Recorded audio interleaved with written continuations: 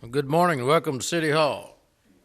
Well, call the meeting to order and ask Pastor Kevin Jennings with Mount Olive Lutheran Church to lead us in the invocation, and Camille Taurus, Capital Improvement Program Manager, to lead us in the Pledge of Allegiance. Pastor? Good morning. Let us pray. Eternal Lord, ruler of all, graciously regard these people, the mayor and city council, and those who serve with them, who have been set in positions of authority among us, that guided by your Spirit, they may be high in purpose, wise in counsel, firm in good resolution, and unwavering in duty, that under them we may be governed quietly and peaceably, through Jesus Christ our Lord. Amen. Thank you. Please join me in the Pledge of Allegiance. I pledge allegiance to the flag of the United States of America and to the republic for which it stands, one nation under God, indivisible, with liberty and justice for all. Now please join me in honoring the Texas flag. Honor the Texas flag. I pledge allegiance to thee, Texas, one state, under God, and indivisible. Well, thank you very much. We appreciate it getting us started here. Ms. Huerta, City Secretary, would you be kind enough to call the roll and make sure we're all legal? Mayor Joe McComb. Here. Council members Roland Barrera. Here. Rudy Garza. Here. Paulette Guajardo. Present. Gil Hernandez. Here. Michael Hunter. Here. Ben Molina is absent. Everett Roy. Here. Greg Smith. City Manager Peter Zanoni. City Attorney Miles Risley. Here. Mayor and Council, a quorum of the council and the required charter officers are present to conduct the meeting. All right, we got one commendation today, and these are folks that are an inspiration and good examples for us. It's the 2019 National Senior Games participants, and Ms. Guajardo and I will be down to make this commendation, and at some point we're going to ask you to use your exercise as far as being in the games and coming on down.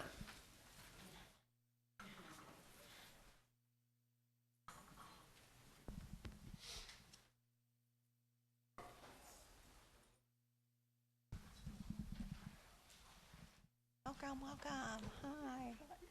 Hi.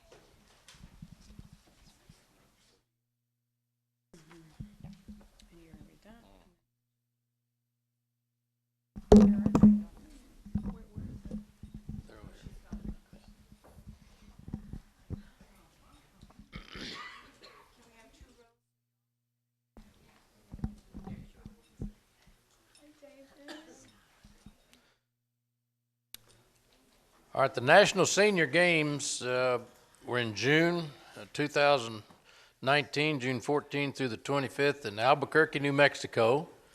And I'm going to let Ms. Guajardo tell you a little bit about this and read the appreciation of these folks. Thank you, Mayor. Well, I'm very proud today to acknowledge this group because I've got a personal connection here to David Midhour. So in 1985 in St. Louis, Missouri, a group of 7 men and women formed the National Senior Olympics Organization, or the NSOO, with the vision to promote healthy lifestyles for adults through education, fitness, and sports. Later that year, they hosted a meeting of individuals who were conducting games for seniors in their states. That group planned the first National Senior Olympic Games in 1987 in St. Louis. Over 100,000 spectators attended the first Games ceremonies featuring Bob Hope at the St. Louis Riverfront Arch. 30 local senior athletes are to be commended for advancing to the 32nd National Senior Games after competing in the 2019 Texas State Senior Games, which was held March 28th through April 11th of 2019 in San Antonio, Texas. This was a qualifying tournament for the National Senior Games, which were held in June of 2019 in Albuquerque, New Mexico. Approximately 14,000 athletes competed in their appropriate age groups, ranging from ages 50 to 80 plus, in 5-year age increments. They competed in more than 20 different sports categories, including basketball, swimming, table tennis, and other sports. The city of Corpus Christi athletes not only placed in some of their events, they also brought home gold, silver, and bronze medals. So we commend the team members, Carolyn Arwood, Sam Arwood, Doc Kennedy. Oh, and while I'm calling your name, we want you to, yeah. So we'll go, so what are you waiting on? Okay. All right, Carolyn Arwood, excuse me. Sam Arwood. Doc Kennedy. Did I pronounce that correctly? Yes, you did. All right. Jan Kennedy. Bob Celso. All right. Steve Chayer.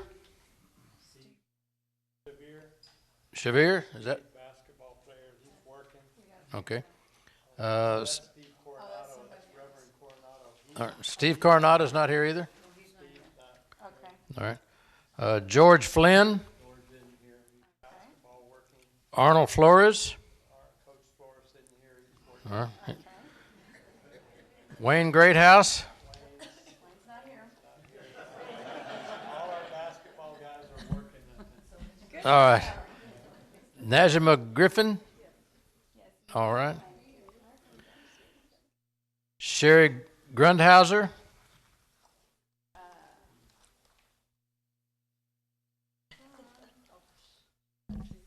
Oh, that's Sherry's. I double get sorry. Rich Horn.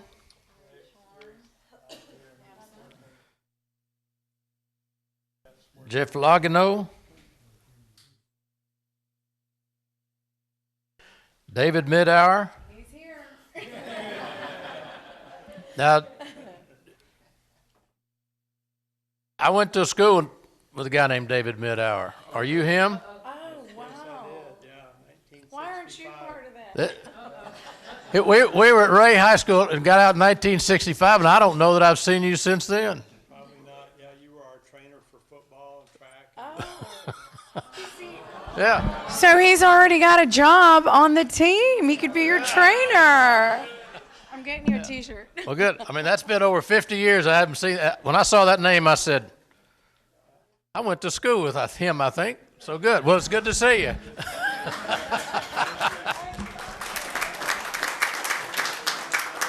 Farrah Fawcett, was in our class too. Yes, sir.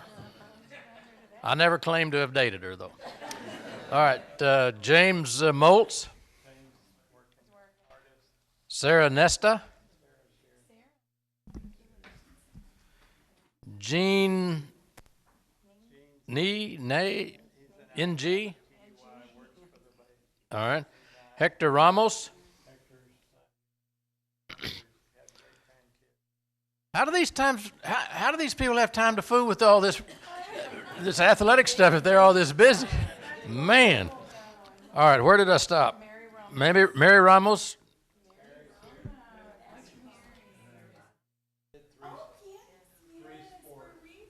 All right. Floro Ramos.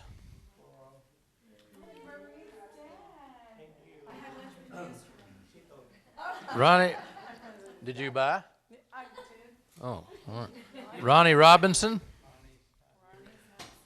Doris Schultz.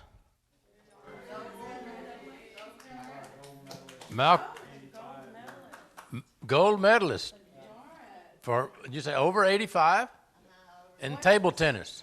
Woo! All right.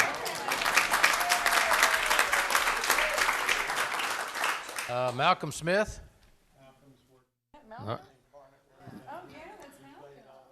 Billy Stevenson. Paul Tisdale. Gold and silver medal. All right. Congratulations, yes, sir. Susan Torrance.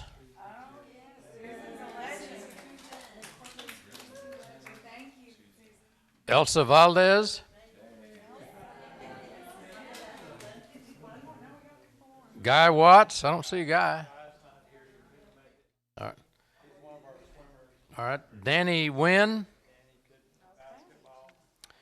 Well, we want to thank all of these folks for representing the city of Corpus Christi at the national level, and they did a great job, and it's a wonderful group of folks. And I don't know, how you get involved in this sort of thing, but I'll tell you, I don't know how some of you even got to the 50 age bracket. You don't look that old, so congratulations. And you might have a trainer next. Yeah, that's right. It's been 50 or more years since I've been in the training business, but and we'll give this to David. Are you the spokesperson and the leader? You seem to be collecting all the data. All right. All right. Well, let's get a picture of these folks. This is a great bunch of folks, and I know they represented Corpus Christi well. Was it cooler up in Albuquerque than it is down here? No? We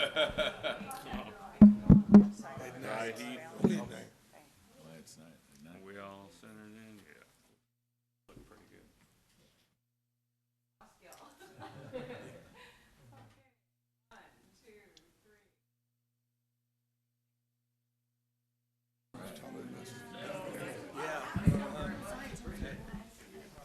Good job, guys. Congratulations. Good job. Good job. Congratulations. Thank you for coming. All right. Okay. Congratulations. Good job. Thank y'all for coming. Congratulations. Yes, ma'am.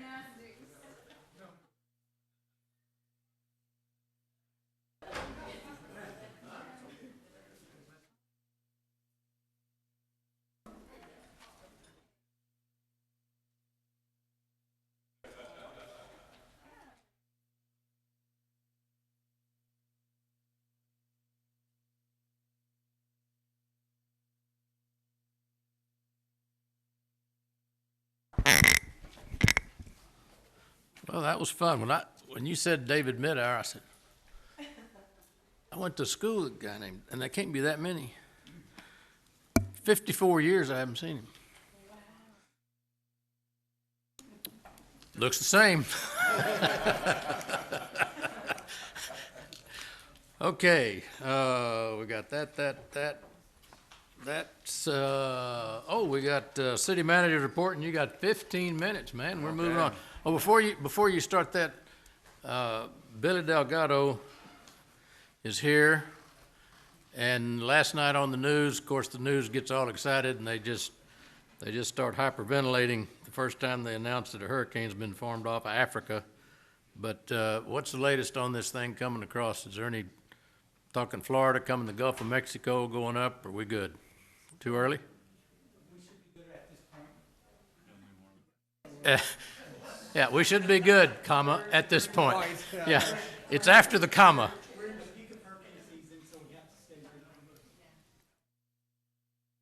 ready. Yeah. It's always what's after the comma that's important. Yes, sir. We're in the peak of hurricane season, so we need to stay ready.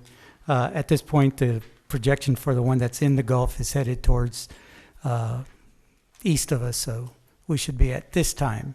Okay. But always keep an eye on it. All right. Well, start beginning to pray for safety for those that will be impacted by it. Okay, sorry, Mr. City Manager. No problem, Mayor. Yeah. But welcome to Corpus. It's hurricane season. I know. Yeah. Actually, this is my first item to talk about today, was hurricane preparedness, so that's a great lead-in, Mayor. And we do want to acknowledge Fire Chief Rocha, who's here, as well as our emergency operations coordinator, Billy Delgado, who just spoke. They have done a terrific job coordinating and engaging all our city departments to ensure that they are prepared for the emergency of a potential hurricane, and we hope none hit this year. They have got our departments prepared, but they also have worked with several outside agencies this season to include the RTA and the Red Cross, Salvation Army, and Food Bank on hurricane preparedness. Their team has held over 30 work sessions with city departments and those outside agencies. Every year we have to do this to make sure we're prepared and to talk about evacuation plans. They also hosted, you may be aware, an evacuation drill where they actually bus people up to San Antonio. So, and also last Sunday, in terms of timeline, last Sunday marked the second anniversary of Hurricane Harvey, right? So you all know real well about hurricanes and Harvey. This is a good time to remind us, the community, of hurricane preparedness. As Mr. Delgado just mentioned, the hurricane season kind of is in the peak right now, and it runs through November 30th. And so we want to make sure that our families and their pets and property are secured and ready in the event of a potential hurricane. As Chief Rocha or Mr. Delgado will tell us, it's important to have a family emergency plan for a hurricane. This includes, if you plan on evacuating, know what evacuation route you will take. We should all have disaster supply kits that include bottled water, non-perishable food, medication, flashlights, and a battery-operated radio, as well as a first aid kit.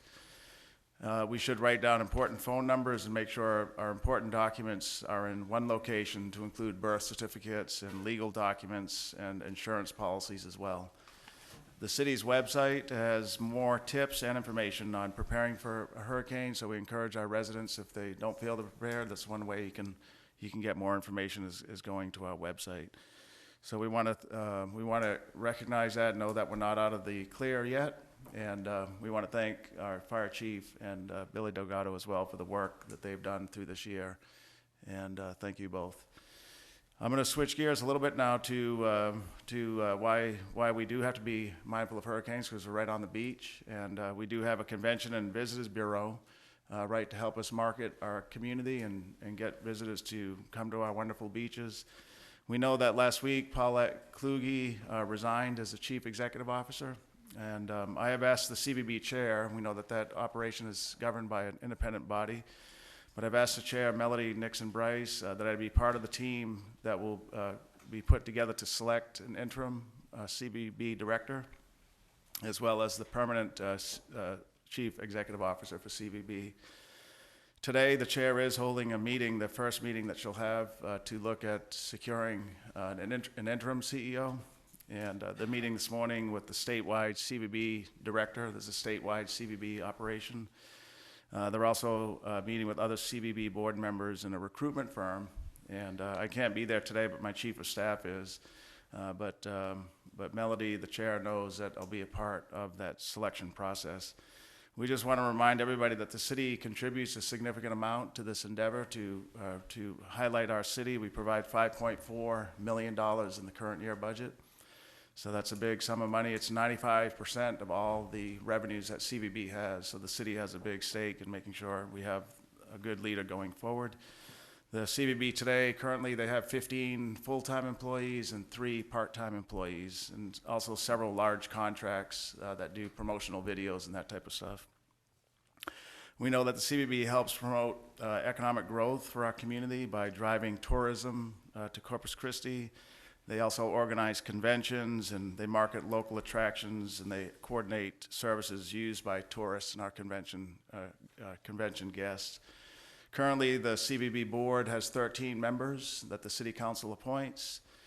So we do have a large stake in the CVB operations, and I know it's extremely important for our community and for you, Mayor and Council, that we work with CVB to make sure they hire a good leader going forward. So I just want to let you know that I'm involved in the process, and we appreciate the leadership of Melody Nixon Bryce, who's heading up those endeavors.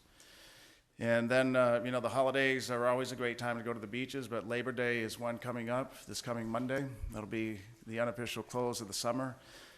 In observance of Labor Day next Monday, most of our city offices will be closed. I just want to remind you and the public of some of those. That includes City Hall, our public libraries, municipal courts, so if you want to pay a ticket, all those offices will be closed. Other closures include our senior centers, our recreation centers, the gymnasiums.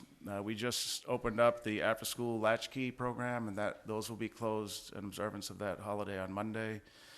The garbage collection center at the J.C. Elliott transfer station will be closed. Regular collection at the curbside, though, the garbage recycling collection stays on schedule. That will continue to happen. Another good thing, I know Mike Gillis is here. If people have time, since they won't be working, they can always adopt a pet on Monday on that holiday, because they'll be open from 1 to 5 at the animal care services. And our lifeguards will be on duty at our public beaches from 11 to 6 p.m. On that day. And then the final thing, Mayor and Council, is just kind of a update on the budget development process. I know we've been working pretty hard on that over the last several weeks, the full council and community. Tomorrow we have one more work session. It'll be the final work session on the budget. Actually Thursday, I'm sorry. This week, Thursday, will be the final work session on the budget. But I did want to thank the executive team and the budget office in recently completing those 5 community workshops in the districts. I'm pleased to share that we had close to 150 residents attending those 5 community work sessions. Those were held over the past 2 weeks at various times, various days from 6 to 7 at night. And it was great to see the residents engaged, I think, from the verbal comments and some of the written comments and some of the follow-up, such as emails and Facebook posts.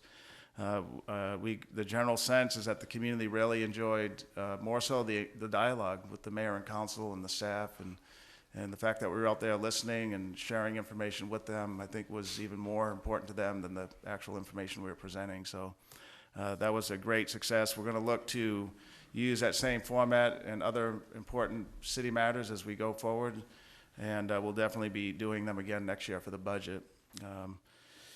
We have a few more opportunities if the public wants to comment on the budget. We still have 2 tax rate public hearings that'll be in the city council chambers, and 1 additional hearing on the budget that's required by state law that will be in the chambers as well. The first public hearing on the property tax rate will actually occur today. That's on our agenda for today.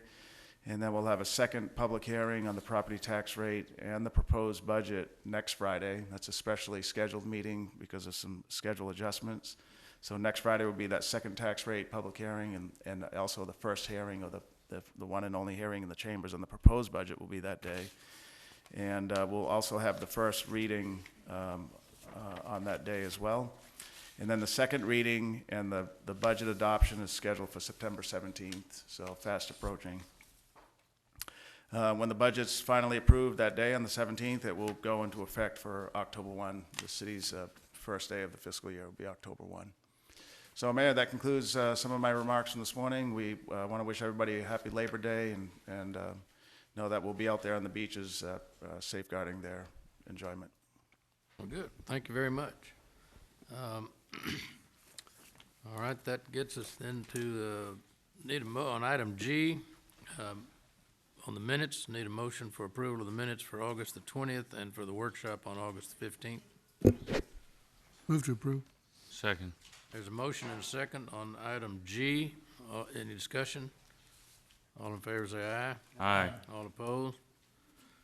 All right, it's passed. All right, we're down to, well, we may be able to get this done quickly. Board and committee appointments. The Arts and Cultural Commission has 3 vacancies, and these are mayoral appointees. And council, I'd like to recommend reappointment of Jody Perks Hughes as the public art and public space, and James Moore as the performing arts representative, and the reinstatement of Sharon Sedgwick, a business development group, for this next term. And I'd so make a motion. Second. All right, there's a motion and a second. Any discussion? All in favor say aye. Aye. All opposed? Okay, on the Youth Steering Committee, Ms. Huerta, you want to help us on that one? So for the Community Youth Development 78415 Program Steering Committee, there are 4 vacancies, and they represent the following categories: 3 regular members and 1 78415 resident. And this is a committee that is allowed to make recommendations to the council. And they're recommending the reappointment of Lisa Torres as the 78415 representative and the new appointments of Job Gonzalez, Chris Mitchell, and Verna Yanes. So moved. Second. All right, there's a motion and second for the Community Youth Development Program. Any discussion? All in favor? You got those names? All right, say aye. Aye. All right. The next one would be our Senior Companion Program Advisory Committee. There's 2 vacancies. Yes, sir. One at large and one SCP volunteer. And this is another committee that makes recommendations to council. And they're recommending the new appointment of Sandra Perez as an at-large member and Betsy Miller as the SCP volunteer station representative. All right. Is there a motion to accept those nominations? So moved. For a second? Second. Any discussion? All in favor say aye. Aye. All opposed? And the Sister City Committee has 3 vacancies. Yes, sir. It's the last committee, and they represent the categories of 1 Port Industries of Corpus Christi, 1 United Corpus Christi Chamber of Commerce, and 1 Advertising Public Relations representative. And there are 3 individuals who are seeking reappointment: Gargi Boal with the United Chamber, Luis Cabrera with the Port, and Suzanne Westy Horn as Advertising Public Relations. Move to reappoint. Is there a second? Second. And that's all 3, right? All 3. Yes, sir. Our motion to reappoint all 3, and there is a second. Any further discussion? All in favor say aye. Aye. All opposed? Okay, thank All you, right, council. We'll go then to public comment. I mean, right up to 12 o'clock, so that worked out pretty well. Mr. Isley and Ms. Huerta, would you please go over the rules on public comment? Citizens are authorized and encouraged to present their views to the council on agenda action items or during the petition's part on non-agreed agenda city-related matters. However, such should be done in a factual, precise presentation, and questions of council or staff are inappropriate. Loud, boisterous, profane, or obscene language or behavior is not allowed. Good afternoon. I'm City Secretary Rebecca Huerta. I'll be conducting the public comment period today. I'd like to remind everyone that a recording is made of the meeting. Please speak into the microphone located at the podium and state your name and address. If you choose to speak during this public comment period regarding an item on the agenda, you may do so. You will not be allowed to speak again, however, when the council is considering the item. Citizen comments are limited to 3 minutes. On the podium, you'll see a timer underneath the base of the microphone. It will let you know exactly how much time you have left to speak. Once your time is up, a buzzer will go off, and then you can conclude your comments. If you have a petition or any information pertaining to your subject, please present it to the city secretary. And with that, we'll start public comment. There are 4 people on the list. The first is Sir Frederick Vaughn, USA, King the 7th.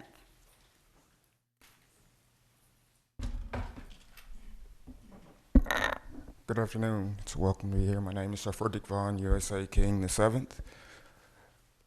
Oh, that's Eugenia Salabian, P.O. Box 1181, Corpus Christi, Texas. And I'm here for the silent majority, most of the citizens here in Corpus Christi. I am a good listener. I've been in this council chamber for about 25 years, listening to what the people have to say. So, in recognition of all those people who couldn't be here or couldn't come and don't have the time to talk to the council or the mayor, now let's take a second to think about what less talking for the council members, and aye or nay or yes or no vote. And that's all, folks. And this will be good for the city and our first $1 billion budget. So the remainder of my 2 minutes will be for the people, the silent majority.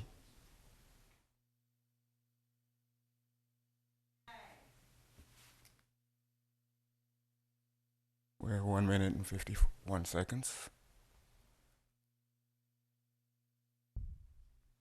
I am a filibuster. I can keep talking.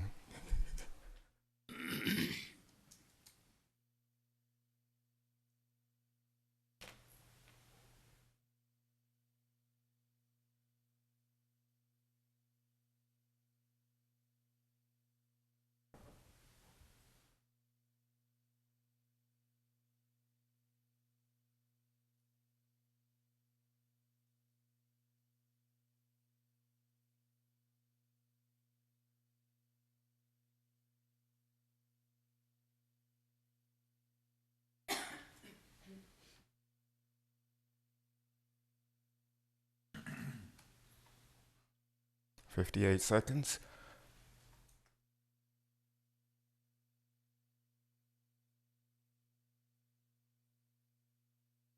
So keep in mind that it's better to listen, and if you don't understand, get a tutor later and keep things moving on.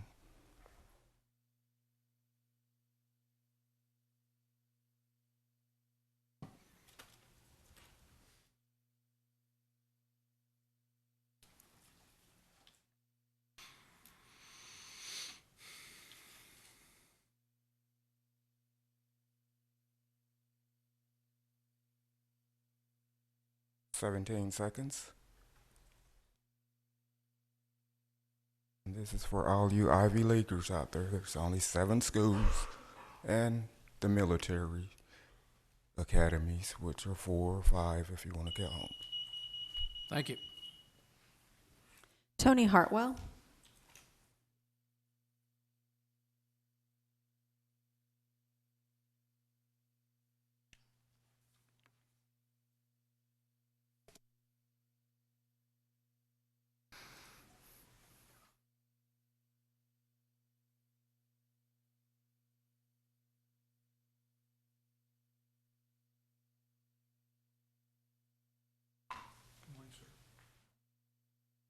Morning, Mayor. Good morning, Council Member. Page 3, like Paul Harvey says. San Antonio City Manager last month publicized in the San Antonio newspaper the agenda for the budget for 2019 and 2020. The one thing that sincerely impressed me was that they put $1 million aside to deal with the homeless. Now, on August the 13th, when I came here, I noticed that on the committee and board appointees and stuff, and today, why don't y'all have a committee or board representatives with Mr. Greg Smith as council member 4 for District Flower Bluff, and 1 or 2 of the city at large council members get together and form a committee to deal with the homeless, the lawless homeless. And by the way, thank you, Chief. I want to thank you. I want to thank Deputy Chief White, Captain Brady, Captain Boyles, for them listening to my comments when I talked to them, that they immediately responded to my complaint. I saw officers on bicycle units running the homeless off of the expressway underneath the Walden Road exit. I even seen them arrest them for panhandling. I seen them set up a radar for the people that were coming off the island with their pickup trucks and boats speeding, and citing them for violating the speeding limit. You know, this is all I'm asking. All I'm asking is for them to get these people off the streets, form a committee, get something going. You may not have $1 million, but you do have money that you can put aside to deal with the homeless. And if you need some help, I'd be willing to volunteer to get this going, because we need to get a committee and a board to direct to get this homeless issue out. Because I guarantee you, what y'all did, the police department did this past week, I am so proud of them. They got kudos for me. Congratulations, Chief. I appreciate it. God bless y'all. And as well as for everything else, animal control, you need to get your act together. You need to get your officers out there and get these homeless people with dogs running around there without city tags and license showing that they have rabies tags and stuff, and that they need to be registered properly. You can't have these people out there panhandling and trying to get these dogs and using them for the purpose of getting drugs, liquor, and whatever that they're doing. But our council member for District 4, along with maybe the city at large council members, please get together and decide to do something that's going to be beneficial, because you're doing this for the community. We voted for y'all. And y'all promised a lot of things, but one of the things y'all didn't promise was the homeless. Okay? So if you can deal with that, you know, I would appreciate it deeply, and maybe I'll go to page 4. You never know. But all I'm asking, Mayor and City Council members and our representative for District 4, be out there. Do the job that you've been hired to do by being voted into that position. Thank you for our city manager. Maybe he ought to get with the city manager in San Antonio and discuss this issue. I appreciate it. Thank you. Next is Karina, I believe it's Winter. Thank you.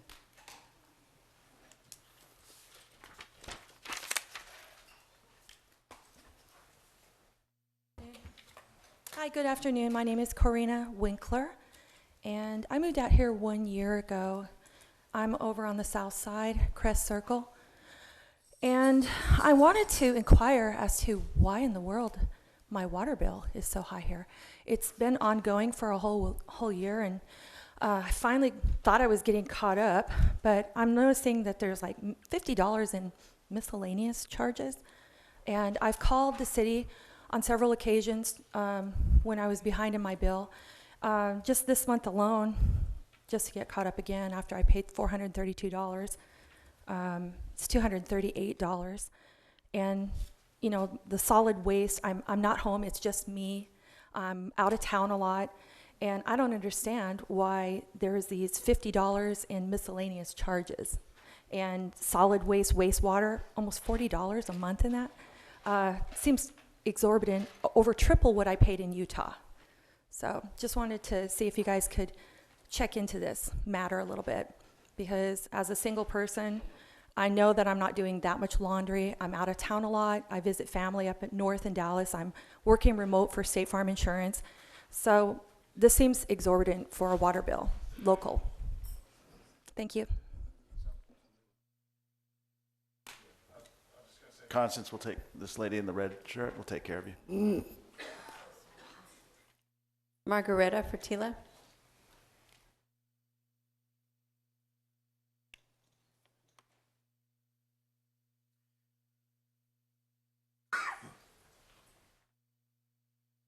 Good afternoon, Margaret Fratila, 3606 Tripoli Drive. I'm here for two reasons today.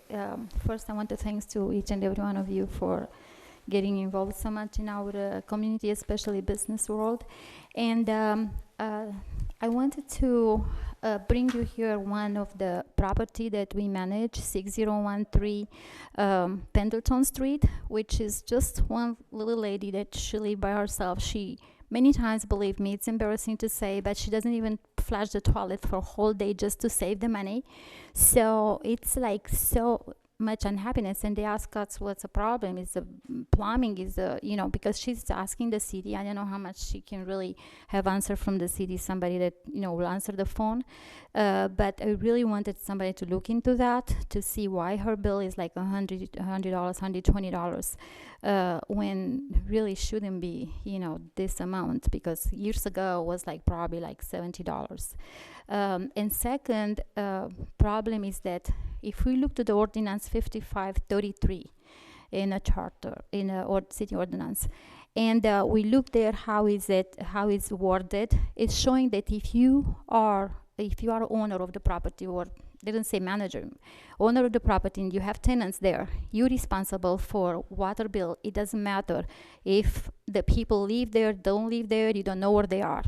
As you know, maybe one of the councilmen knows about that, we have tenants, they're just living in the middle of lease. We have no idea. People live out of town, the owners.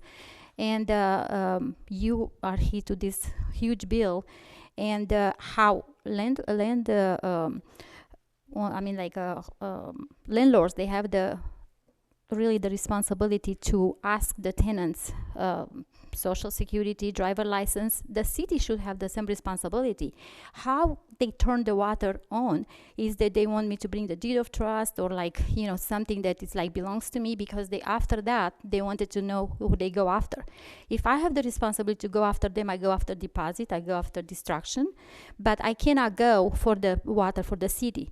And it's really, I wanted, if they want to have this ordinance, had to be enforced. And I think that the people starting from the, you know, from the secretary from there, or whatever is receptionist, all the way to the end, they have no idea, you know, about like how they have to handle these tenants, because they leave. I wish I can catch these tenants, you know, to see how much deposit they owe us.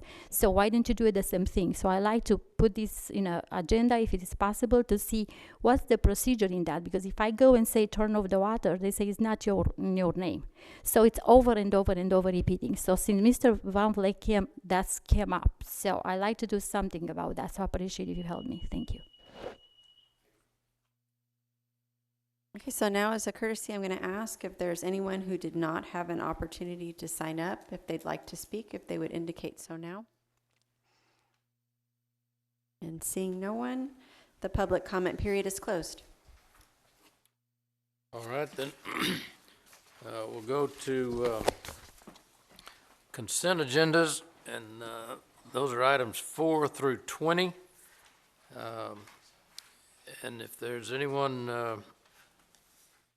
in the audience that would like to address or have an item pulled for further discussion on items 4 through 20, and you want to speak to a particular item, come forward. Seeing no comments from the public, we'll go items 4 through 20. Mayor. And I'd like to have number 14 pulled for discussion, and 8, 9, and 10. Mayor. Yes, sir. Could I have number 11 and 12 pulled, please? 11 and 12. Okay, any others? All right, then I'll entertain a motion for approval of items 4, 5, 6, 7, 13, 15, 16, 17, 18, 19, and 20. So moved. Is there a second? Second. All right, any public comment on any of those items? All in favor say aye. Aye. All opposed? That wasn't somebody on the council, was it? No. Okay. Okay, and the only reason I ask for item 8, 9, and 10, I wanted to give the city manager a chance to kind of toot his horn in the finance department and whoever else about these items. I think it's a great thing, and we want to make sure they're here. And, well, there's a camera, but there's no operator. But hey, we're getting better. Oh man, he's there. There wasn't even, huh? He's there. He's hiding. He's hiding? Oh, okay. Tell us on 8, 9, and 10. This is a great thing for the city. Okay, sir. So on item 8 is the refunding. That will give us the net present value savings of $4.5 million. Now, since we actually drew up the numbers for this, the interest rate has gone down even lower, so we're expecting even greater savings than that. So that's, at the minimum, we'll have $4.5 million. That's on number 8. Or Yes. is that all 3 of them? Well, the other 2 are Parks and Recs. That's not a refunding. That is it is the refunding. That one is part of the savings on that one too. The total of all 3 is the $4.5 million. Oh, okay. Yes, it's the total of all 3. All right. Okay. Well, it's basically refunding some existing bonds, but we're getting a better rate, lower rate. Oh, yes, sir. Okay. Definitely. Well, that's what I wanted the public to hear. The good news is, and Usually the QSIPs are like 3 to 5%, but this is actually lower than that. The basis was like 2.25%, and now it's dropped even further, so we're expecting a really good rate. super. Any other comments from the public? We've just saved you $4 million if we can get the votes. Yes, sir. Motion to approve. All right. There's a motion to approve in 9 seconds. Anyone have anything comment on this? All in favor say aye. Aye. All opposed? Okay, 8, 9, and 10. Number 11, Mr. Hernandez. Thank you.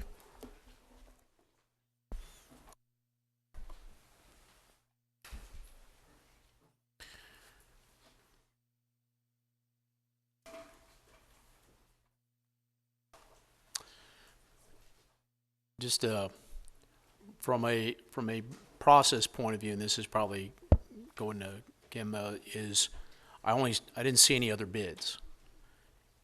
How did this come about if there's no other bids? That is correct. There was only one bidder in this case. This company has been providing the services under another agreement. The fire department felt very comfortable about the pricing that was turned in from this bidder, and so that's why we decided to go ahead and move forward with it. Is this a normal process? So if we only get one bidder, we're just okay with that? I wouldn't say we're just okay with it. We do evaluate the bid and do some price comparing, make sure that the prices that we've received are good for the city. And if we do feel comfortable with the pricing, we will go forward typically with that process. Not always, but again, we do the evaluation first before we make that determination, that decision. Okay, I guess I'm just not comfortable with doing a single bid. You know, I've seen it over at other entities like CCISD, and it makes it look doesn't look very good. So if I don't know if that's a policy that we have in place, that if we need to have multiple bids or if it's just one bid. I know we've had a couple where we've had multiple bids, but the bidder drops out for lack of communication, or, and then we end up with just one bid. And City Manager, I was wondering if you could take a look at our policy on terms of what that looks like. Yes, we can look, Councilman. We can't, as you know, we can't control the private sector to bid on our projects and these types of items. We do want to, and we'll move forward on having a good business process to make sure companies get paid on time. That helps us to get good bids. And what Kim said is sounds professional to me, which is that we did check the pricing on this bid. I asked about them myself, and they're competitive with other pricing that we've seen in other bids and other persons' contracts. So we're comfortable recommending it today. But we can look at. Well, we can also take a look at our policy. communication to particular. I mean, this is probably something that's not necessarily normal that we do. I mean, ask for collision services. I don't know how common that is for us to the city to go out to bid for that. It's not very common. So I think maybe our communication process can be improved in terms of getting that information to other shops. I mean, competition is always good, and Correct. you know, I have nothing against Rick's shop or anything like that. No, it's close by to our fleet facilities, but it's important that we continue to try and get as many bids as possible. Absolutely. Thank you. Entertain a motion then on item 11. So move. Is there a second? All in favor, say aye. Aye. All opposed? Item 12, you had a question on?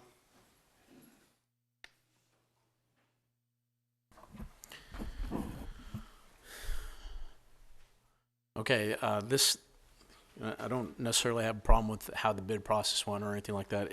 I'm concerned about making sure that we finish on time, or at least within a reasonable amount of time. You know, I'm looking at Yorktown, and they're still working out there. They're not working on the street, they're working on the median now. But have we made any improvements, or what improvements are we making to make sure that these things get done on time? You know, it's not as important as to the businesses on Everhart, but still you put a lot of people in inconvenience in those areas. There's a middle school not too far away from there on Ennis Jocelyn that you know, people traverse to get to there. So I just want to make sure that we're doing what we can on this, and we can get updates on the progress of these projects on a regular basis in order to make sure we're not putting people in inconvenience more than they have to. Trust me, I get a lot of complaints about Rod Field. I'm sure Councilman Garza actually had a few as well. So it's important that we do our best that we can to make sure these things move as fast as possible. And so I'll kind of leave that open-ended for you. Yes, sir. And I agree with you. One thing we did is we did take a look at our liquidated damage amounts, and we did raise those up. And I think we actually need to take another look and consider another increment on that. Well, I know you had mentioned before that it's kind of part of their financial factor to include some aspect of these liquidated damages. Some contractors will bid them into their work, and they look at the liquidated damage amount and balance that against the overtime premium that they pay for working longer hours. And based on some conversations I've had with some of the contractors, I think we might need to take another look at that to help incentivize them to incur a little more overtime. And then also, and this may be something you may need to get back to us on a more thorough basis, but like, what is your process for change orders, and what has been done in terms of that to make sure those things move smoothly if there's something unusual that comes up, an unexpected line underground or something like that?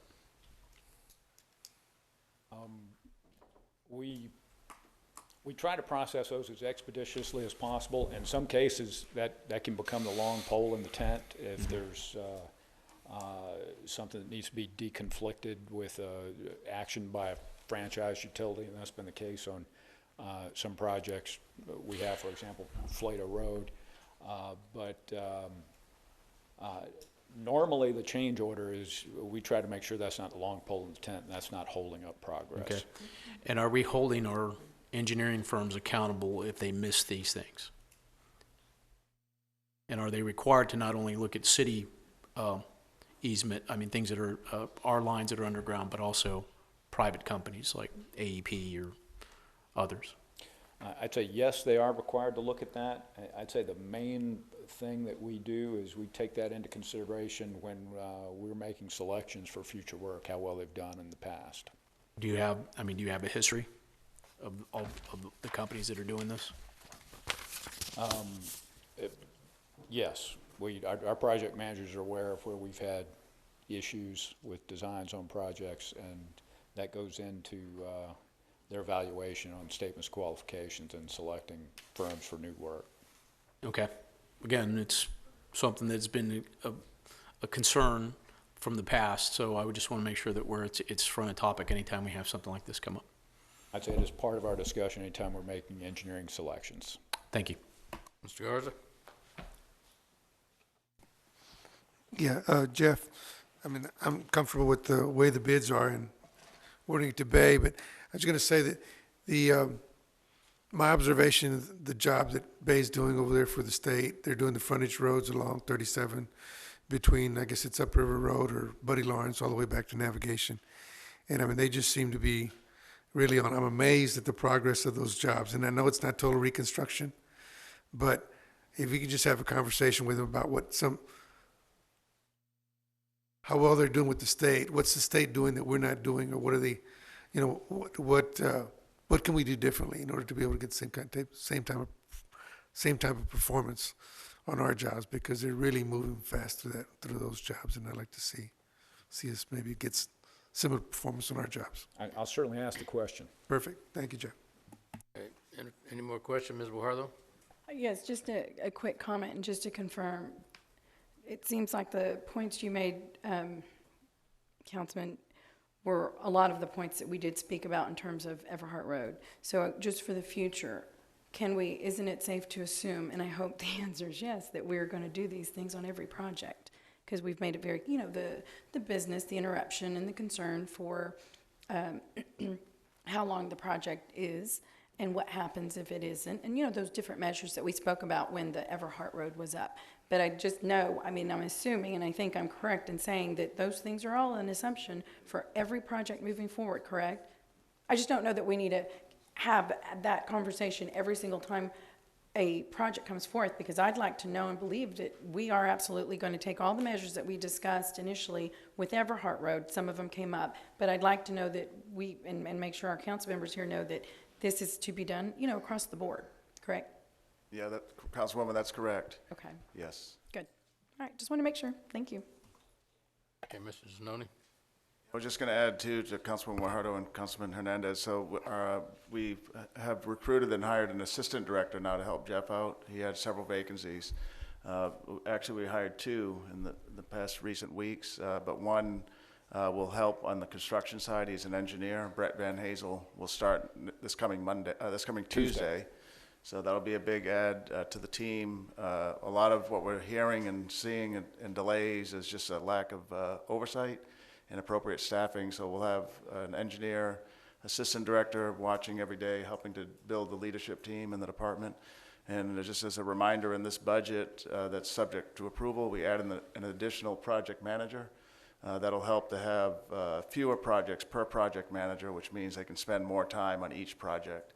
And so having staff more engaged in each one of the projects as they're under construction, managing timelines and quality and budget will be an important component for the assistant director as well as for the additional project manager. Just want to remind us about that. All right. Any other comments? Move to approve. This item 12, the motion for approval and second. Any further discussion on item 12? All in favor, say aye. Aye. All opposed? All right, item 13. No, we already done that one, right? Item 14, Mayor. 14, that's what you wanted. All right, I asked for item 14. If memory serves me right, this is the first time I think we've seen this item. Is this correct? Some of the consent agendas Right. previous, but this is the first time we've seen this one? That's correct, Mayor. This is the first time this has been placed on the agenda. All right. I'm a little confused, and maybe you can help me out here. In the background and finding, it says beginning in 2016 and early 2018, the planning and the ESI, what is ESI? That's environmental and strategic initiatives. Oh, okay. Pardon my ignorance, but if it's past ABC, I'm in trouble. So ESI department led an initiative to reevaluate the development of the North Beach in light of the realignment of the Harbor Bridge and associated freeway system. That was in the memo to the council discussing this project. And when I get back into the bones of the material back here, there's a couple of things that concern me. And let me just state from the very beginning. If this project is in response to the realignment of the Harbor Bridge and associated freeway system, is this correct? I would say not necessarily the project. I would say the planning initiative was kicked off due to the Harbor Bridge and the freeway realignment. Well, then this is what's causing this is the new Harbor Bridge and the realignment of the streets. What caused the planning initiative was the Harbor Bridge. Right. So whatever is related to that, that should be a direct result of the impact of the bridge, and therefore it ought to be a mitigation project for the Port of Corpus Christi. It ought not to be on the city of Corpus Christi's responsibility to deal with that. This is a mitigation project because they're disturbing what exists, and that's what mitigation is. They have to offset that, so it ought to be at their expense in their project. That's my first observation. Let me go on here now because there's more observation here, and you're not going to like it either. Then over in the material of the project, in the letter from Mott McDonald, and I don't know if Mr. McDonald or anybody from that firm is here today, but it says, as part of the North Beach redevelopment plan, the city of Corpus Christi evaluating solutions to reduce erosion, North Beach create habitat for recreation opportunity. The breakwater and breakwater islands will serve as a protection of the upland redevelopment and the proposed design of the Grand Canal system. That has not even been adopted, and we're wanting to spend $250,000 on a project that has not even been adopted. We've already spent $50 or $60 or maybe up to $100,000 on one, put a real nice marketing video together, which is beautiful. Plus, we've asked for an engineering report from Urban Engineering on addressing the flooding issue, and I hope it's not a predetermined outcome. I don't think it is. Urban's a very highly qualified, ethical company, so I'm placing a great deal of faith in them to come back with an answer that will be factual in terms of the potential flooding. So I have no interest in committing $250,000 to a project that hadn't even been adopted. And second, I've been to their meeting. I've gotten updated and been told all they're doing on their things, and I've told them it's wonderful, but until we get the drainage problem solved, that's the main piece of the puzzle. In the meeting I was in, there was a gentleman there that had committed $300,000 plus to pay for a study to put islands in front of North Beach because he had personally had a concern about the impact of what the ship channel and the wave action and all that was going to be as a result of the Harbor Bridge project to accommodate the port. So why are we wanting to spend $240,000 to do the same thing somebody in the private sector has already committed $300,000 for? I think is a waste of time, and we're putting the cart above the horse, in front of the horse. But the thing that bothered me most was, and 3 different times, that's number 1 reference in the letter to the engineer that's coming to do this, and then it says coastal engineering analysis will be developed to reflect current conditions. The coastal engineering will include analysis of water evaluations, wind generated waves, passing vessel pressure, field effects, blah, blah, blah. So there's the second time for the passing vessel, referencing the big ships that are coming in. Because they got vessels going in and out of there every day right now. So the only reason they're going to have bigger impact is because they're going to have bigger ships, and that's a result of the harbor bridge. And then over on the next page, it says, under the preliminary design, it says benefits the potential negative impacts and interactions of this project proposed to the canal system. So what this basically is, this is somebody has convinced the staff to come before us and try to garner another $240-something thousand for a project of their choosing that has not been adopted, and we don't know will ever happen. We hope it does because it's a beautiful project, but until the engineering studies done, I'm not interested. And so I sent the city manager an email. I said, and this was the question I said, if it were not for the realignment of the harbor bridge and associated freeway system, and that's a direct quote from the background and finding of the memo that came out, would the city be doing this project? And the answer was, that was given to the city manager, this project was identified by the North Beach Infrastructure Task Force. Mr. Roy is on that task force, and I think this comes as a surprise to him. I may be mistaken, he can speak for himself, but I think he was kind of surprised to see this.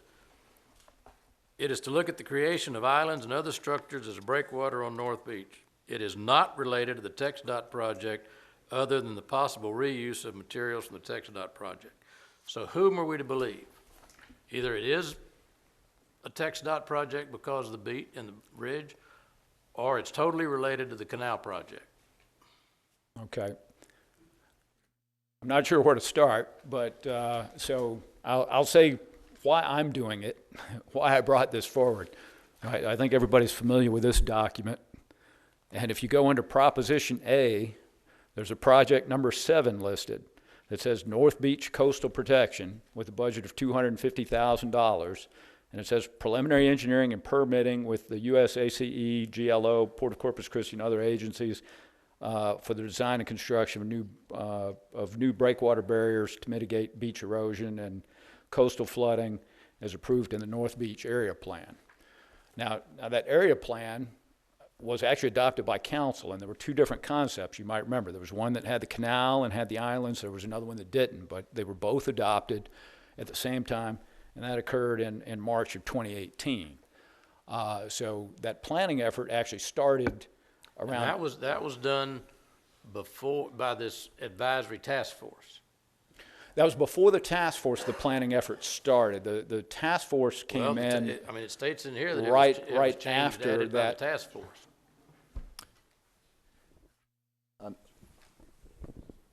Dan McGinn, Director of City Planning Department.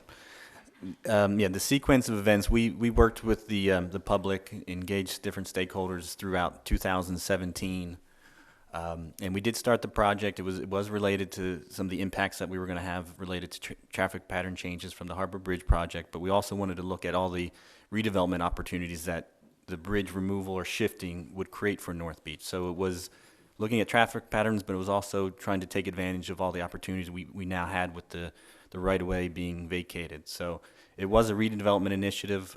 We worked with the public, TAC, the PRAC, the North Beach Community Association, Planning Commission, several public meetings.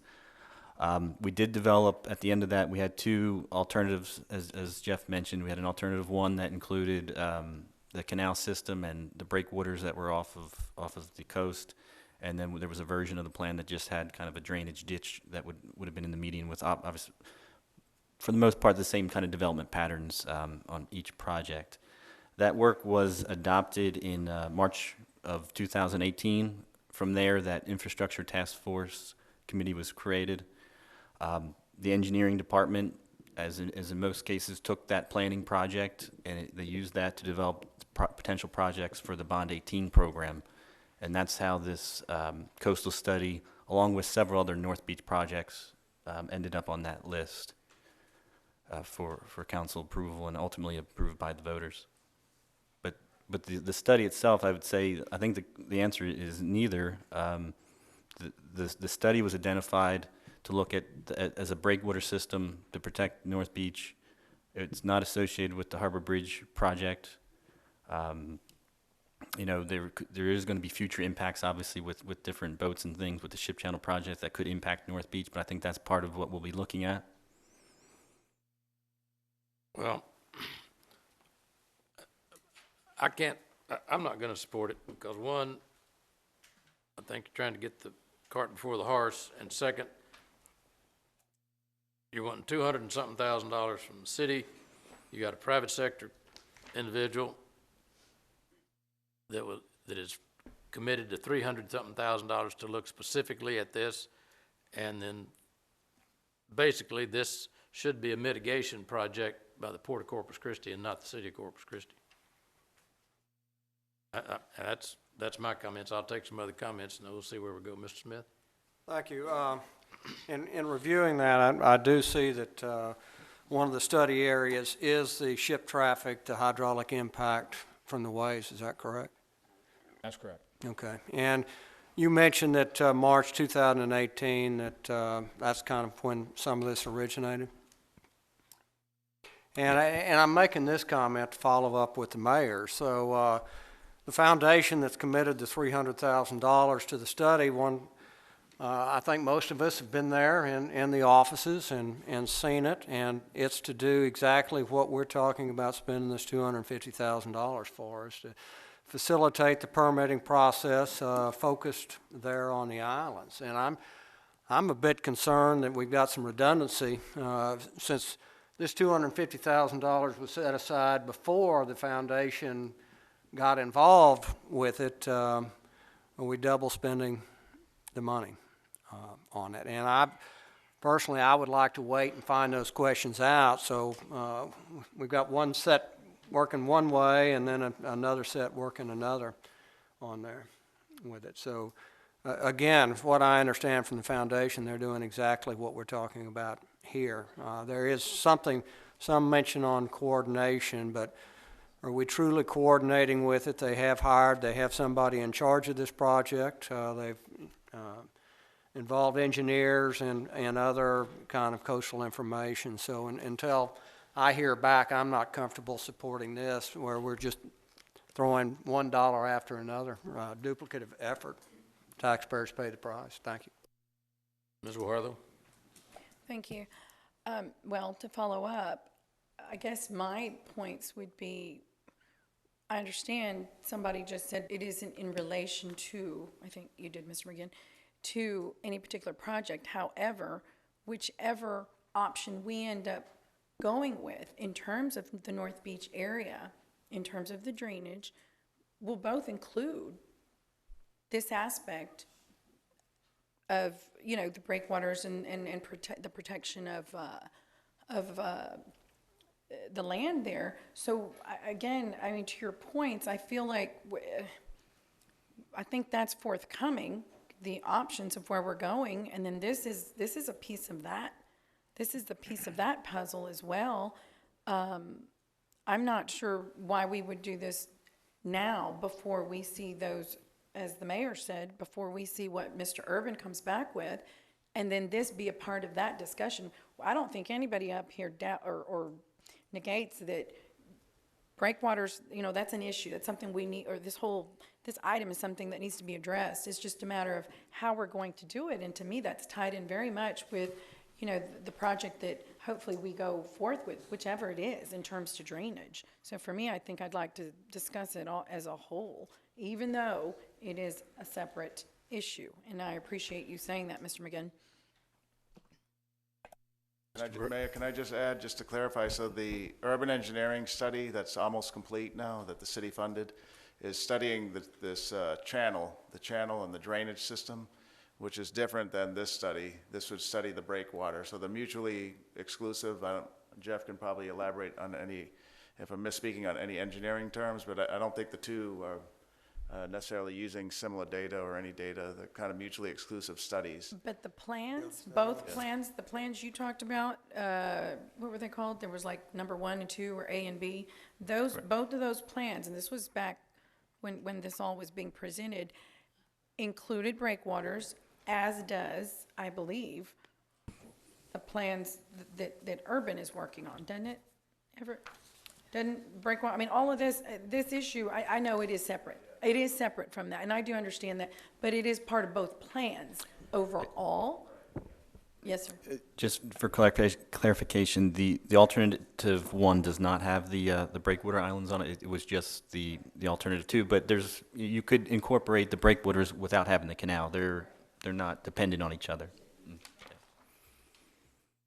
Well, I mean, and then I'll get to Mr. Brewer.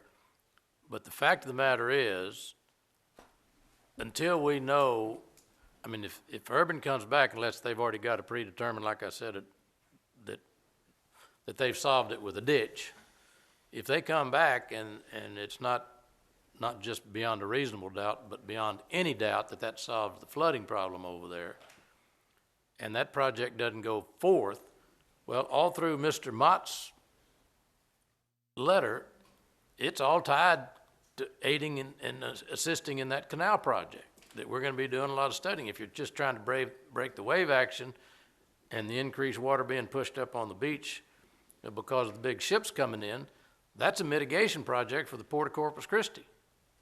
So it gets back to my point, why are we spending $250,000 on a problem we don't have right now, and we've already got a commitment of $300,000 from a private sector individual to study the problem that we're fixing to spend another $250,000 on? So you got two things. One, it's according to Mr. Mott, he's tied to the hip in that canal project according to his letter. And two, we're double spending in terms of what the private sector is willing to do and what we're willing to do, and we're willing to do it before the project even gets off the ground. And second, have we even contacted the port about telling them this is your baby on this mitigation project? You wanted the harbor bridge so bigger ships could come in. As a result of that, you're creating this additional wave action. North Beach has been that way for 100 years. We're just trying to solve a problem. It's going to exacerbate the problem with the new harbor bridge with these bigger ships coming in. And that's an expense that we would not have had to address had it not been for the new harbor bridge. So it's a mitigation problem. Now explain to me why it's not, and then I'll shut up. I'm not going to disagree with you on that, I think that argument can be made. And I'm not super familiar with the work that they're doing independently that's well, then maybe we ought to table this until we can get both parties in the room to say, what are you studying, what are we studying? And if you're both walking down the same aisle, then you don't need to spend twice the money.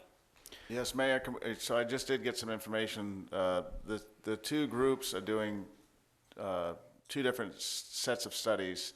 They'll complement each other, but we can table this if you'd like and come back with a better presentation and explanation. But just to be clear, so both firms are doing work in the same geographic area, but they're looking at different aspects. So our firm would look at wave action and the impact that it would have on the Lexington, and then their firm, who's actually engaged already, is looking at other aspects of. Let's see what we're getting before we spend $1 million instead of $500,000. Yeah, I would recommend then, based on this conversation, we table this for today. We'll come back and show you what both firms are doing in a more clear way. And well, let's finish our conversation, because I want to get to Mr. Roy, because he's on the task force, and I think he's not even aware that was going on. Mr. Barrera? Thank you, Mayor. And I would agree with tabling. I just want to. So what prompted us to put this on bond 2018, and what are the, I guess, what's our, well, I guess answer that question, and I'll move on to the next one. Okay, so what happened, we had a series of workshops starting in May of 2017, where we were developing the bond program and what was going to be on the bond. And during those workshops, we kind of had a placeholder for North Beach projects, sort of TBD.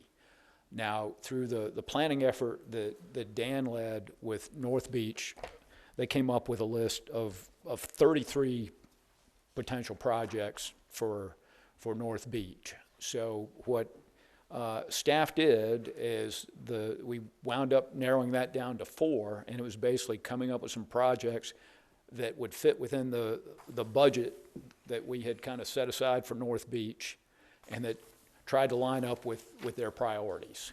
And this was just selected as one of those. And it was obviously not going to implement the project, but it was a project that there was some interest in over there. And it was to study it and look at the feasibility and the environmental permitting and kind of start that ball rolling. But that's how it got on the bond. Okay, good. I appreciate that. And this is probably possibly a Miles question. So then, with all that's transpired, what's our obligation to the public, since they've already voted to approve this particular project? Do we have an obligation to see it through? The public's authorized funding. Yes. On the bond. It doesn't mandate that the project be done. All right, thank you very much. Mr. Roy? Thank you. So going back and looking at this, the events that have taken place, I guess, I think it's pretty apparent that the bond the proposal went through and it was passed by the voters. And in that bond, it seems like it was fairly specific in terms of what the use of the money were for. What I haven't seen, and I am part of that task force, is I haven't seen anything in writing from anyone pledging $300,000 and being specific in terms of what they're going to use those monies for, which I do think is an important piece, because I do think that we want to make sure there isn't duplication. But I haven't seen a letter. I haven't had a conversation in terms of stating that. And is there, to your knowledge, is there a specific letter or anyone in staff that shows this $300,000 that a private individual said that they would put toward this project? I don't think we have a letter, Councilman, but we have had conversations with the North Beach group.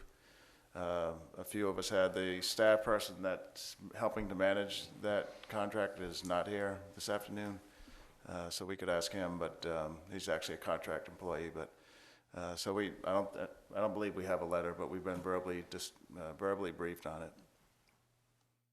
Yeah, that's the only thing. I do want to make sure. I think it would be a good idea for the task force to sit down, and I want to make sure that there is some coordination in terms of this project, because I do think that's significant. You know, if you're saying that you got additional information, where somebody said, "Oh, let me specify now that the $300,000 I'm going to put in here, this is going to be for this type of study, and it's a little bit different because of X, Y, Z." We need to understand that. I really do. I'm not saying that we disagree or don't agree in terms of its validity or its need, but I think there needs to just be a better coordination here. And I also think that there needs to be, being a task force member, I will definitely address that with the task force and urge that we have better communication between the two. Thank you. Mr. Hernandez? Okay, City Manager, you had referenced the contract worker that was a liaison for this organization. I believe he's going away. Shoemaker, right? Jerry Shoemaker? Yeah, Jerry Shoemaker's. Do you have somebody that's going to be replacing him? Yes, we do. That's the gentleman I mentioned earlier, Brett Van Hazel. Will be starting next Tuesday. Will be a full-time licensed engineer, assistant director, replacing a contract employee. Okay. Yeah. And I could be wrong on this, but as I recall from my attending some of these meetings, the contract we're looking at is just looking at the wave action, breakwater, and what would possibly do to the beach, erosion, that type of information. I believe the company hired by the Rochelle Foundation, I think it's called Lloyd Engineering, is looking at the environmental impact associated with putting barrier islands and what that would mean environmentally, not necessarily what it would do breakwater-wise. So I think they're looking at completely different areas. I would have liked to ask Mr. Shoemaker if he had that information for us specifically. I don't know of a specific amount. It's a private company doing it. It's not something that is necessarily part of that, but I think they're looking at two completely separate areas with regards to these barrier islands. It is one of those things where I think, you know, we may be looking at this, you know, we need to take a good look at it and make sure we're all on the same page, but I don't think there's anything nefarious going on. Thank you. Ms. Wartho? Mr. Smith? Well, thanks. I'd just like to comment that in the longer view on there, our most vulnerable area in this town is North Beach to storm impact. And the 1919 storm, that's going to be our 100th anniversary in another couple of weeks with it. 287 people died. So we need to spend our money wisely. We need to make sure our horses are going in the same direction between the foundation and staff. But I think in the long view that we have some protection in front of vulnerable North Beach. We shouldn't lose sight of that. Thanks. Mr. Roy? Yeah, the last thing I want to say is, you know, when we make assumptions, and that's really when I listen to Councilman Hernandez in terms of what he said, is that it seems like it's not nefarious. And in terms of what I've heard, we really, you know, we want to make sure that that communication is one, that number one, it's documented, and that we all have a really strong understanding in terms of what each party is doing and what each, you know, we've got a private developer that's involved here, that we have a smart group of people. I think at the end of the day, everybody wants the right thing for North Beach. But I really think that we need to make sure that there's a process where that communication is such that one hand understands what the other hand is doing. And if staff is getting that information, because you have privilege of working with them on a daily basis, and you're sitting down and you have that information, then it needs to be shared. And it needs to be shared so that we have that understanding. And like I said, I'm on the task force.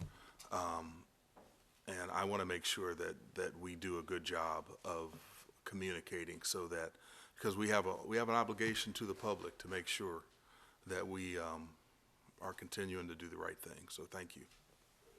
I think we've made an effort to be sure that these efforts are complementary, and I have no problem requesting their scope. I don't know if they're under any obligation to provide it, but I don't think there'd be any unwillingness for them to provide the scope that the other engineering firm is working on.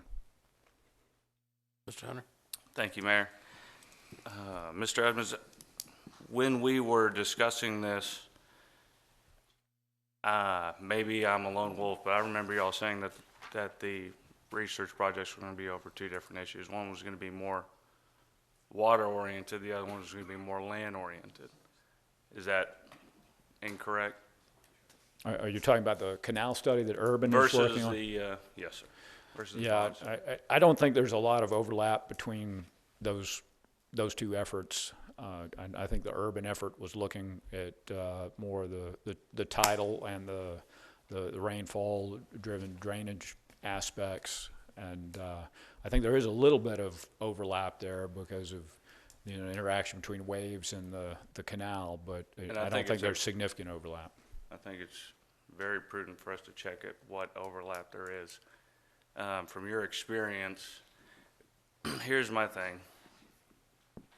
We have been working on potential projects for North Beach actually for the last 40 years, and nothing's really ever come to fruition because of the issues there and because of the environmental impact of a lot of our storms.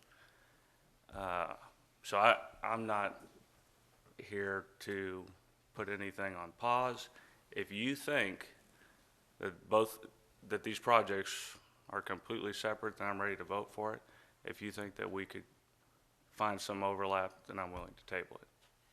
I'm just ready to get down to the bottom issue of the point, I guess. All right, let me see if I understand what I'm certifying here. You're saying are you talking about the two Two separate studies looking at research the studies, yes, island, sir. or are you talking about the urban study and this study? Sorry. 3 different studies. Well, yeah, it sounds like there's 3 going on. So it sounds like Urban study and this study. Okay, I do not think that there's any significant overlap between the urban study and this study. And this will have to be done either way, in your opinion. I don't know that I would say it has to be done. I would say that if we're going to move forward with trying to implement this Flood master plan mitigation, with the islands beach mitigation. included, this is the logical next step. But there's nobody saying you have to do that. Sure, but if we're looking to fix the issues out there, then we will need to take both studies. They will both need to be done. As of right now.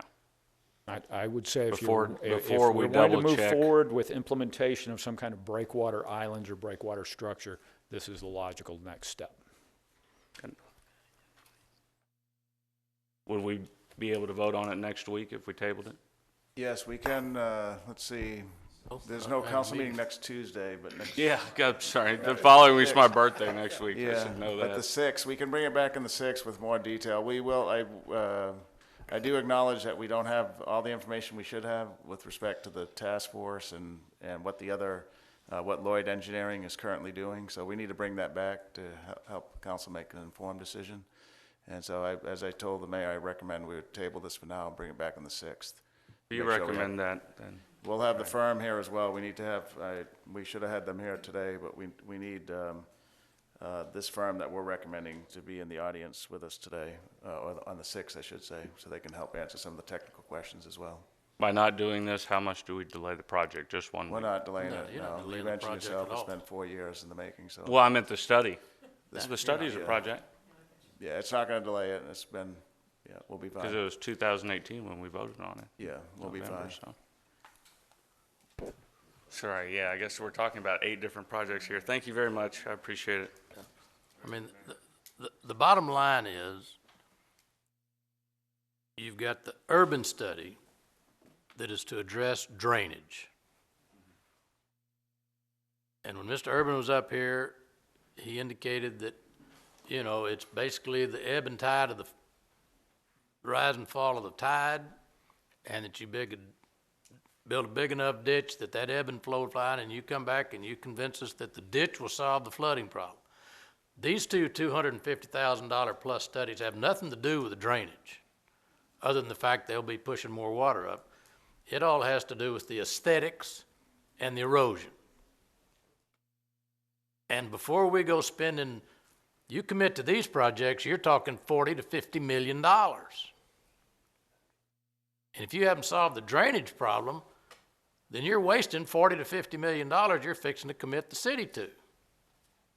If people just keep pushing and pushing, and there's people out there pushing, and I understand that. Everybody's got a lot of enthusiasm. But if you don't do it in a systematic, factually proven track, then I think you're doing a disservice to the public. And if there's some kind of a pressure point that's pushing these folks to move it ahead of what's normal and routine and thoroughly thought out, then I've got a problem with that.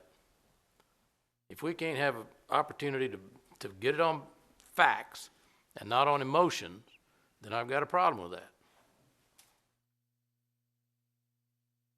So the study, and I don't know what Urban's going to come back. If I were a betting man, I would bet he'll come back and claim it's going to solve the whole problem. No reasonable doubt, absolutely no doubt. I could pretty much go to the bank. But then he assumes the liability as the insurance, for putting his signature on the plans that would solve the problem.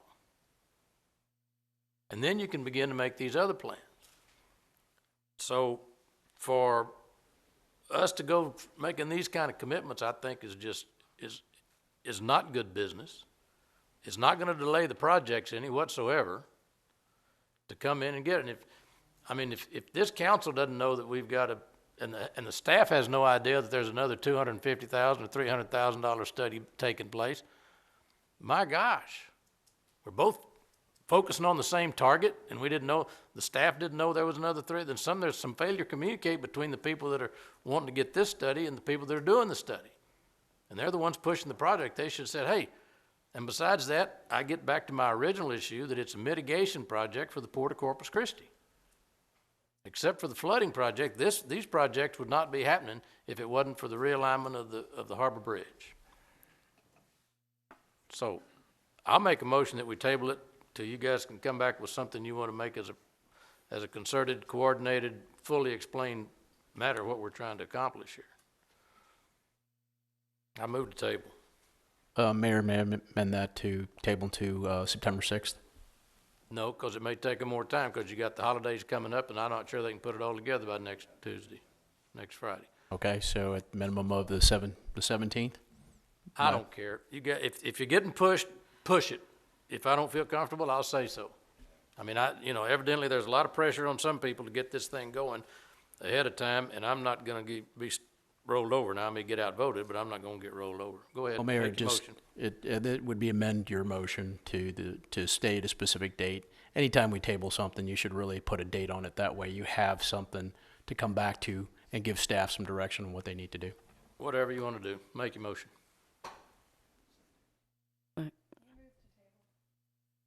I move to table. I second his motion to table. So, And then I ask for an amendment to the motion to direct it to the staff to by the 17th of September. or make a motion to amend. I'm not sure we can do that parliamentary. You can do Motion it. to table, you can do that? Well, actually, it's a motion to postpone because that's in our council policies. Our So motion- it our- allows for amendments if we do All a right, well, motion to we'll- postpone. I'll be liberal Our policy. and That make your is motion considered to a time certain if you want that. Mr. Zanoni, What was, Mr. Zanoni, this isn't about just us throwing out dates. You know, Councilman, this is about staff, and I have faith in staff that you're gonna come back when you're ready to come back. If we wanna put a date on it, that's fine, but I'm gonna ask you, not anybody else, what are you okay with? Yeah, I would say, coming right, I would say bring this back to council on or before the 24th of September. That should, yeah. Okay, Okay. then let's do Okay, that. so try to bring I it amend sooner. my amendment to by September 24th, to table by and return to city council by the September 24th. Honor There's before. On or second. before? On or before. No, I don't think it is. Yes, I think it's necessary. okay, is there a second for that? This for you. Okay, the motion dies of lack of a second. There's a motion to table. Okay, All and there in was a favor, say second by aye. Mr. Barrera. Huh? Go ahead. All in favor, say aye. Aye. All opposed? Okay, we've tabled item number 14. Really should, because Okay, that gets us to, well, we're not at 1:30. Let's go to, we've had a couple of port commissioners come in, and I think the presentation that they're here for, that won't happen until after 1:30, even though you came for some entertainment, I'm sure.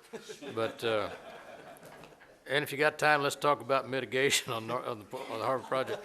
But anyway, we want to give the other commissioners a chance if they were at that luncheon today to get over, but we'll get to you. We got some public hearings. The first one will be a zoning case on item 22. Do we need the presentation? Then we open the public hearing. What about 21, Mayor? Did you want to, 21's the first well, public hearing. All right, let's do that. Well, our TV guy isn't here. What? Is he there? He's there, There he's he just is. sitting down. All right, we're going to go to item 21. We'll open the public hearing or we'll have a presentation, and then we'll open the public hearing on the fiscal year 2020 ad valorem tax rate. Who's going to do that? Good afternoon. Item 21 is the first public hearing regarding the proposed fiscal year 2020 ad valorem tax rate of .646264 cents per $100 valuation. This tax rate includes an increase of 2 cents over last year's tax rate to be used for residential streets as approved by the citizens on November 8, 2016. This public hearing is needed for the city to be in compliance with truth in taxation as it relates to the tax code. Section 26.05D of the tax code requires that 2 public hearings be held on the proposed ad valorem tax rate if the proposed tax rate exceeds the lower of the rollback tax rate or the effective tax rate. Since our proposed tax rate exceeds the effective tax rate, 2 public hearings are required. And so this is the first of 2 public hearings that will be held. The second is scheduled for September 6th.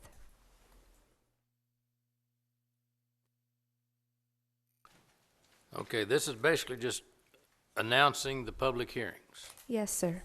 And you have to, this is the public hearing, sir. This is the first of the 2. Correct. All right, so we'll open the public hearing then on the tax rate for 2020. Is there anybody from the public here that would like to make a comment in favor of or in opposition to the proposed tax rate for fiscal year 2020? Is your camera rolling? We want to get the multitudes coming down to talk. Okay. No one has any public comment from the council? Mr. Garza? I'm sorry. You're looking for action today, right? No, You need a- No. it's just a public hearing. This is just a public hearing. 'Cause it just says staff recommends approval of the ad valorem tax rate. You don't need that read out by anybody. Is that correct? Right. Okay, perfect, thank you. Since it's a public hearing and the council is part of the public, anybody else? Mr. Hunter? Thank you, Mayor. When we voted on this in the past, at the end it said, and declaring an emergency. 9/18/18. Item, I can't figure out that, but it's the city council agenda at 9/18/18, it says, per $100 evaluation, we are raising this 2 cents, et cetera, and declaring an emergency. What is the declaring an emergency that we know going forward? Good afternoon. The reason it was declaring an emergency, and we'll probably have to do the same this year, is because with our ordinances, we're required to have two readings and 2 votes by the city council. And we have a time limit on when we have the actual vote on the tax rate after the second public hearing, so we have up to 14 days. And so that's why September the 17th is going to be the 14th day, and so we can't exceed that. So that's why it's declaring an emergency, because it's approving an ordinance on 1 reading. So your emergency is the expediency? Correct, yes, sir. Okay, thank you. Okay, any other comments on item 21?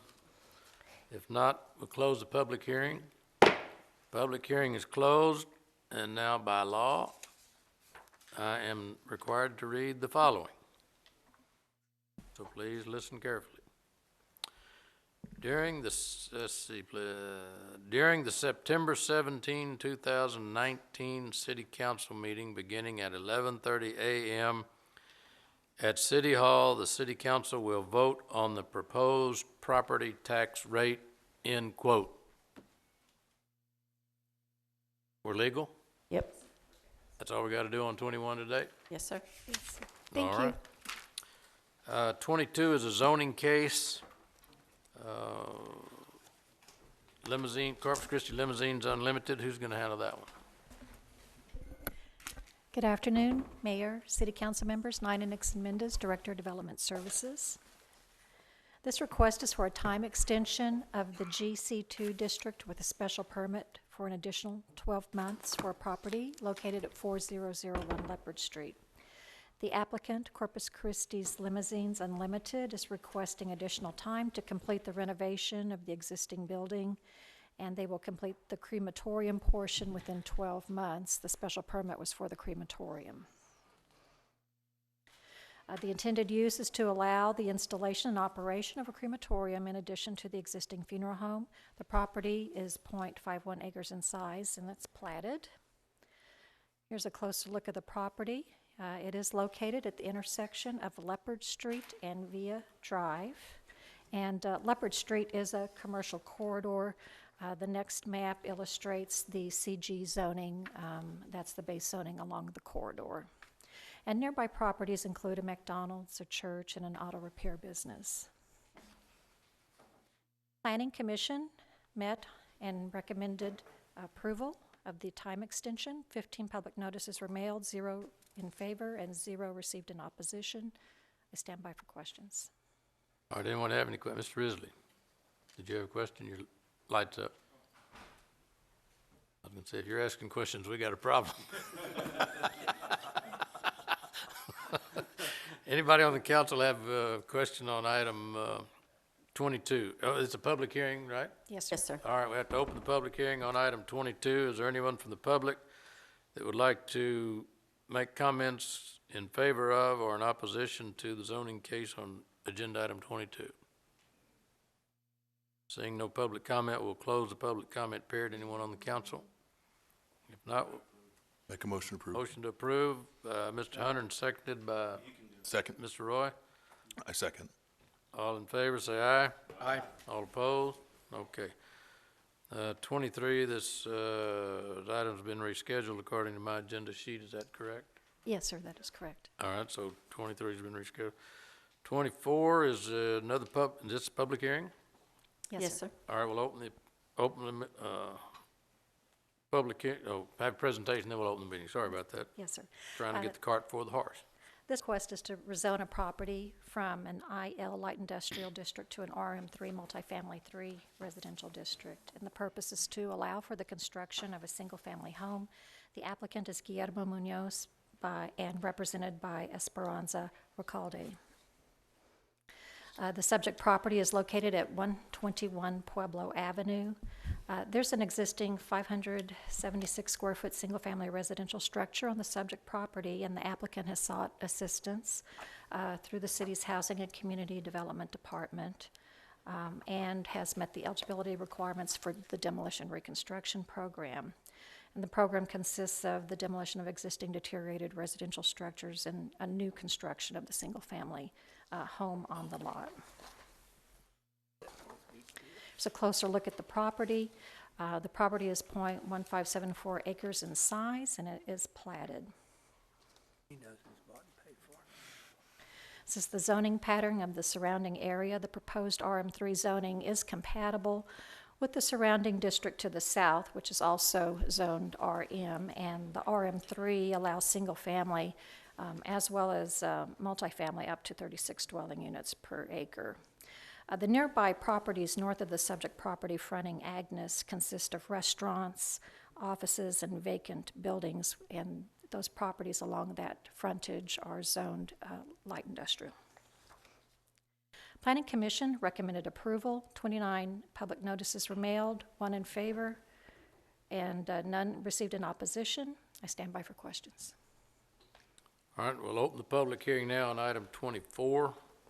Any comments from the public on the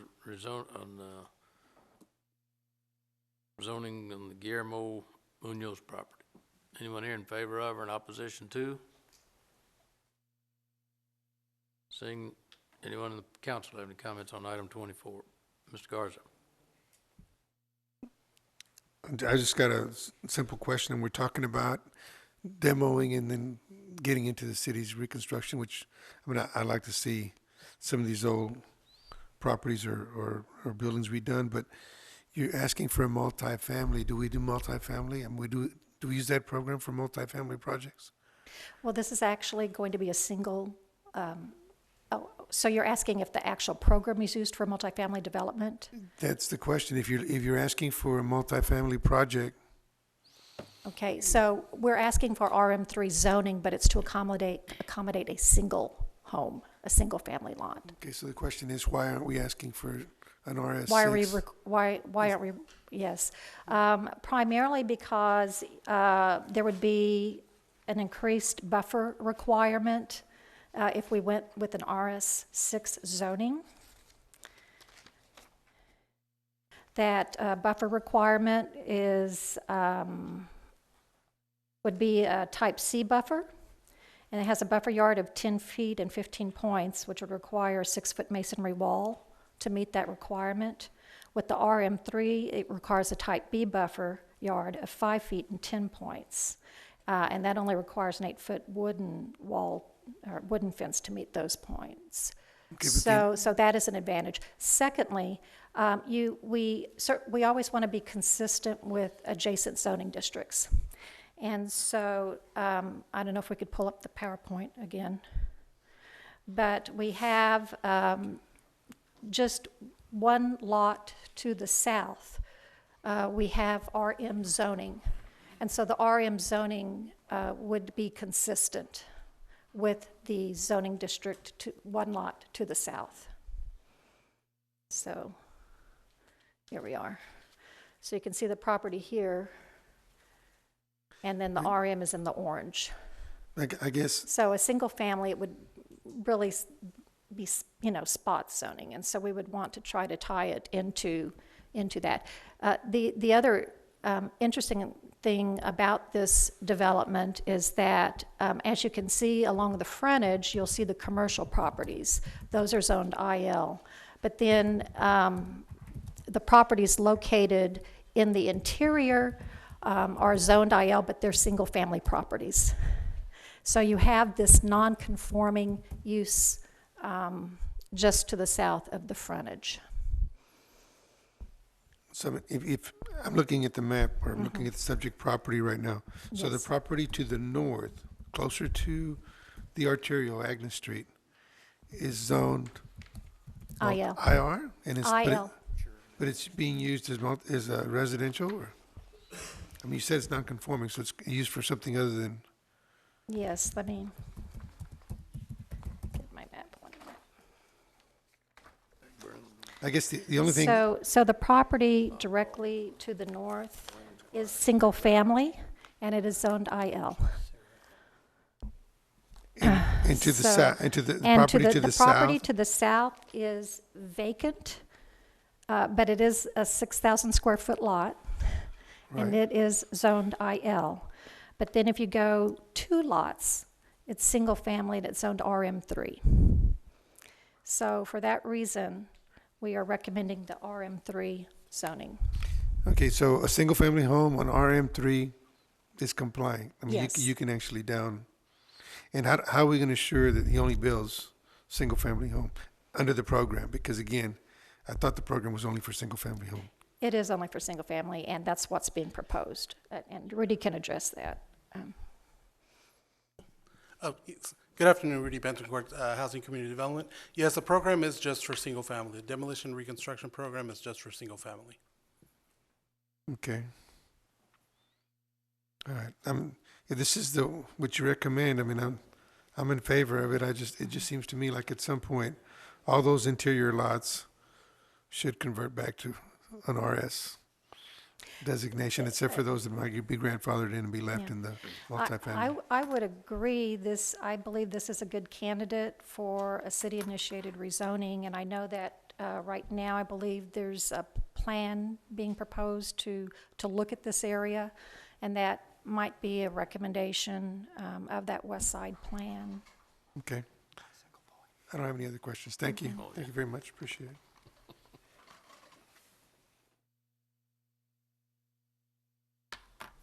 Okay, that, Mayor, if there's no other questions, move to approve. Well, can we close the public hearing? close the public hearing then. All in favor on, there's a motion on item 24. You got that, Ms. Worth? Yes, sir. All right, all in favor of 24, say aye. Aye. All opposed? All right, we'll have a presentation on Cloudcroft Land Ventures, item 25. This request is to rezone a property from RM1 Multifamily 1 District to CN1 Neighborhood Commercial District. The purpose is to allow for the construction of a neighborhood business center, and the applicant is Cloudcroft Land Ventures, Inc. by Golden Real Estate and Construction Consulting Company. This property is located on the west corner intersection of Yorktown Boulevard and Anamassa Drive. The proposed commercial center has approximately 230 feet of frontage on the east side along Anamassa Drive, which is designated as a local residential street, and 493 feet of street frontage on Yorktown Boulevard. The intended use is to allow for the construction of a neighborhood business center, and the applicant is requesting the CN1 district. Currently, the RM1 multifamily district allows for apartments at a maximum density of 22 dwelling units per acre. It's a closer look at the site. This is the zoning pattern for the surrounding area, and you can see that the subject property, the rezoning would be compatible with the CN1 district to the east. And it's generally consistent with the adopted comprehensive plan, but it does warrant a change to the future land use map. Planning Commission recommended approval. 35 public notices were mailed, 0 received in favor, 2 in opposition. And I stand by for questions. All right, we'll open up the public hearing on item number 25 on Cloudcroft Land Ventures. Anybody in the public have any comment in favor of or in opposition to? Seeing no public comment, anyone on the council have any comments on item 25? Entertain a motion for approval. So moved. Close the public hearing and then. Oh yeah, close the public hearing. All in Make a motion to approve. Second. All in favor, say aye. Aye. All opposed? Oh yeah, this was in your district, so good, okay. Now we go to our regular agenda.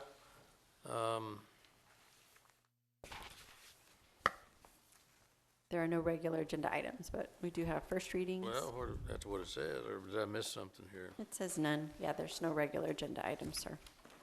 All right, no regular agenda. First reading. Do we want to do number 26, and then we'll try to go to that? We'll skip down to number 30 here, and just right after we get past 1:30, because I told them we'd wait till at 1:30. Let's do number 1, and then how do these, particularly 26 and 27, Mayor, did you want to do them all together, 26 through 28, or you have questions on 26 and 27? Because we can do these as a group unless there's questions on particular ones. well, they got to come back next week, right? Because the Yes, first sir. reading, so they got to come back next week. Yes. Well, the only thing I would the only question that raised a question in my mind was just to get some explanation. This is a water distribution trust fund program number 26 and 27. In light of our instructions last week, these were already in the pipeline moving through the process, so they really wouldn't be impacted, right? Exactly, Mayor. These were already in the pipeline, so they Okay. continue to go through. Maybe our direction last week will crank up a few more projects. Yeah. That's a pretty quick response, but they had to be in there. They couldn't No, have yeah, gotten they on were the already agenda in the this quick. process. Right. Okay, anyone, anybody have any questions on 26? We just take them, 26, 7, or 8, and we'll take them all at one time. Yeah, I do have one question. All right, quickly. Just one question. I know we had some issues with the balances on the wastewater. Where are we with the balances for the water trust fund? Okay. So currently, both of these projects would be funded through the Water Distribution Main Trust. And the balance available, this was as of 6/30, is $608,273 and $3.64. And so with these two projects, the Ibada and the Toloso Reserve, let me get that balance.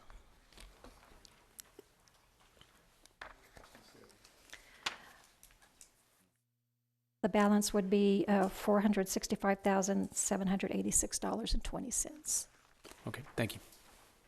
The balance available. All right, I believe there's a motion on all three. Mr. of them. Barretta made a First- motion. On first reading approval, and there was a second?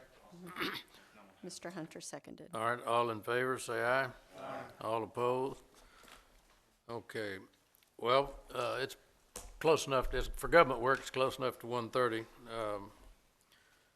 I'd like to call on the city manager to make any opening comments that he has about this presentation, but from the public standpoint, and I think from our community standpoint, this is a pretty significant day in the life of our city.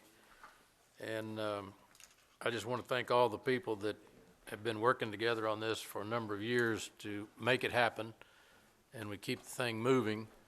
And that is on our pursuit for an uninterruptible water supply for all of our citizens, residential, commercial, and industrial. And this has been a big team effort, and I want to thank everyone that's participated in it. And I'd ask the city manager to introduce the presentation. We have folks from the port here. We got folks from AEP here. Who else? We got port commissioners here. San Pat Water District. This really is a big, I think, an important step in our day, in our city, a day for our city, and I'm just pleased. And from the council standpoint, this was one of our 3 top priorities for this term on the council. So, Mr. Manager, if you would. Yes, Mayor, thank you. We're in the process of getting the presenter, so hopefully he'll get here. Oh. in time. Yeah. Let me see how long I can talk, though. Maybe that'll give him a few minutes. Oh, well, Yeah. I thought. No, they're getting him right now. But as you mentioned, Mayor, this has been a multiple-year effort. This is not something that we just started. Obviously, I've been here about a little over 3 months now, but this has been in the works for 2+ years, maybe even longer. And so today is the culmination of a lot of that work. And as you mentioned, we want to thank the industry and the port commissioners and others that have been instrumental in getting us to this point. So today we are going to talk to you about the timing and the financial condition of a desalinization plant, and we'll also talk about other water options as well. But a big focus on the desal. Let me just see if Oh. Well. Okay. So the presenter's on his way, but Mark Van Vleck will begin the presentation. All right. Well, And, this is yeah. This is. I mean, how appropriate. He's kind of the opening act. So go ahead. Let's get this going. So, but let me just conclude that what we're going to focus on is the time. When would we need to start, and then financially, what does that look like? The staff knows, and we know, and we think the council knows as well, that today's presentation and council dialogue will be a step in continuing forward. And so we want to hear the feedback from the council, because today will, based on policy direction from the council, will help to propel the staff continuing forward. We've already been moving forward, but today's an important date because it'll help us move forward with things like land acquisition and continuing permitting. And so with that, Mark Van Vleck has a pretty robust presentation, and we'll turn it over to him. Well, before you do that, and the folks that have been involved in this, if you wouldn't mind just raising your hand so we can kind of not see Sarah Garza with the port, Beck Brune goes way back before we started. Those are the folks. This is a team effort, and I just want to commend everyone for their work, and just this is not a one-man show, and it hadn't been steamrolled. It's been coordinated and worked on for a long time. So, Mr. Van Vleck, you're on. Mark Van Vleck, Assistant City Manager. And yes, we've been working on this for a while. And many of those same folks that raised their hand were part of the team that worked on the 25 cents related to the surcharge. In fact, all of them, I believe, worked on that effort. And during that effort, they asked to participate in determining essentially when the next project needs to move forward. And we accommodated that effort because they have learned to work as a team. Why are we here?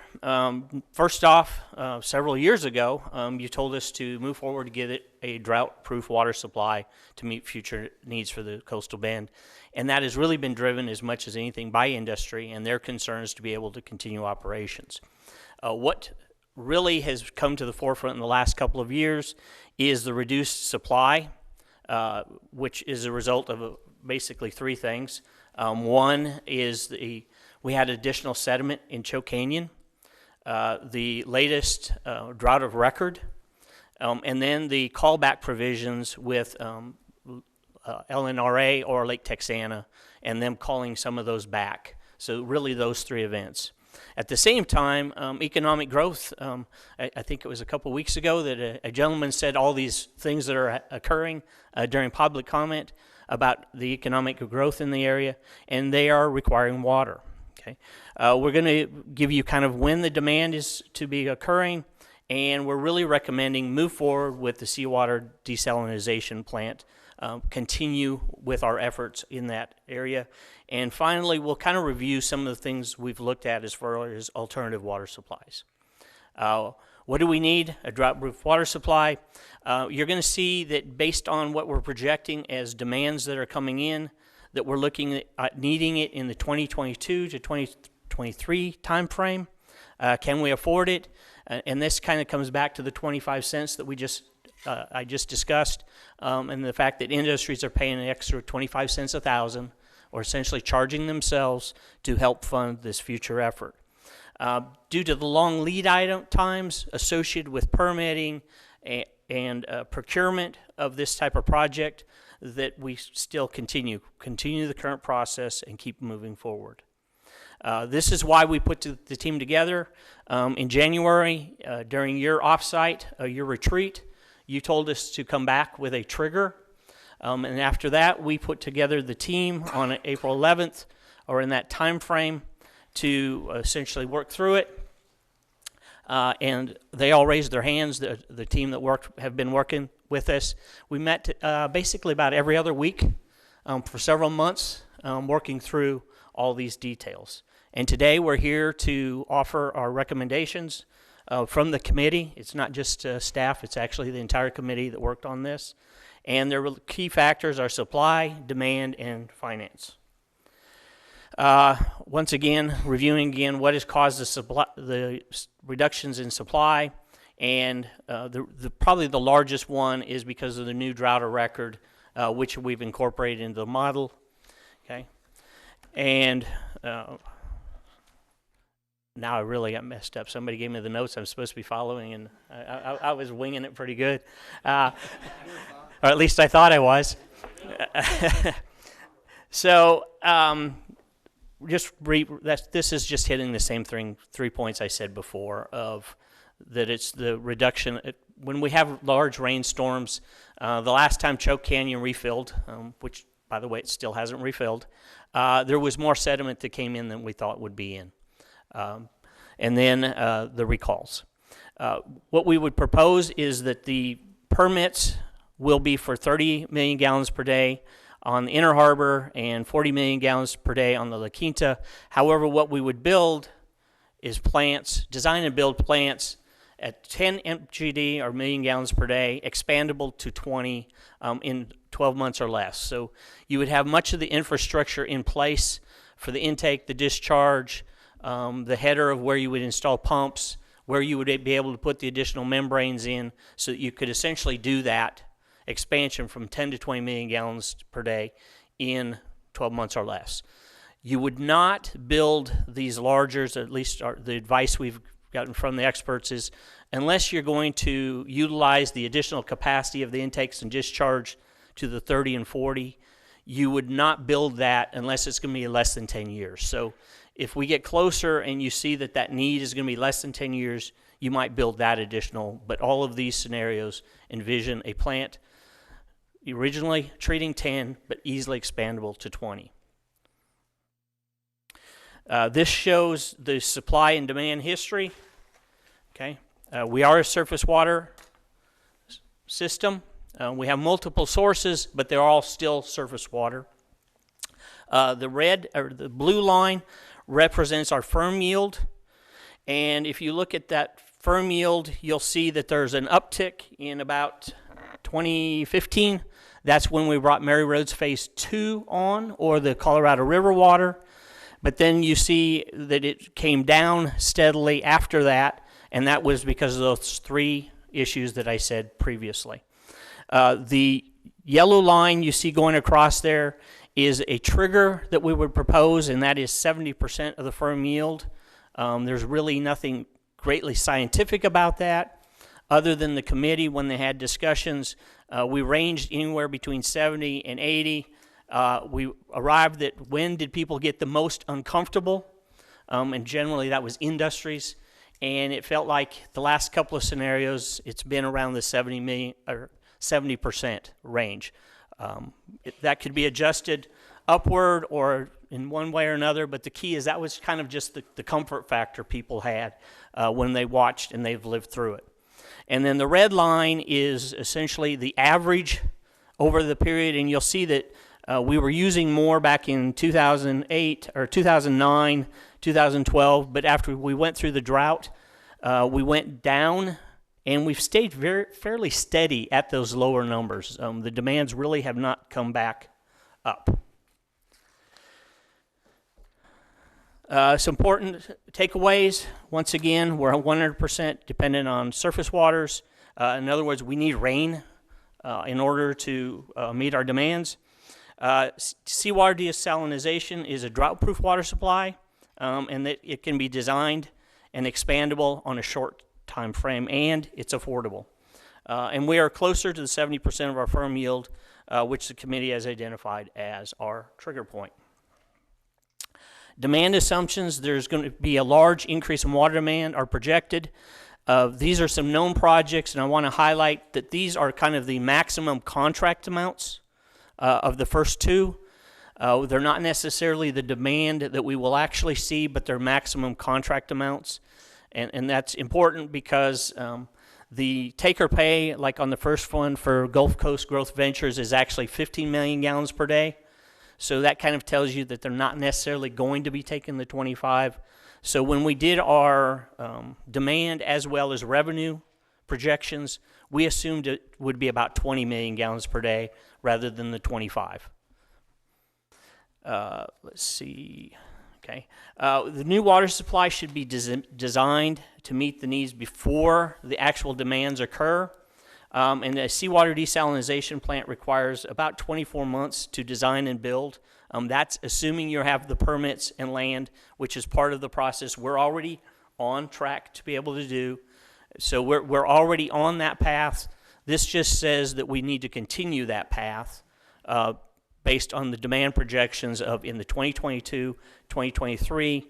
And we've put in, if we have another project that comes in with a similar demand to Gulf Coast Growth Ventures, we've kind of put it as a sliding scale. We put it at 2028, but it could move forward or backward depending on when such an entity comes. Okay. This is our supply demand projections. The graph projections over time, which are the blue columns, and you'll see that there's a major jump in 2023 or 2022, which is the projected time period that Gulf Coast Growth Ventures is telling us that they're going to be online and be able to take the water. And actually right in, I believe it's 2023, that the actual take or pay kicks in. So even if they haven't started up in 2022, the take or pay contract, in which case they would start paying for 15 million gallons a day, whether they're taking or not, would kick in. The other jump that you see in the 2023 is Seal Dynamics Southwest, of what they're now projecting, I believe, to be online in 2023. The yellow line shows the 70% of the firm yield based on essentially when we would do the increases of both demand and supply. And the first jump there is the 10 million gallons per day of the yellow line of a plant, once again expandable to 20.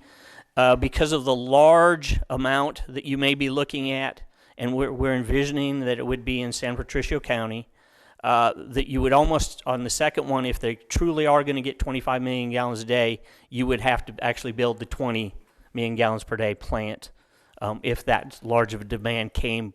But that would be the next large customer. It's not on any of them that we currently know are coming.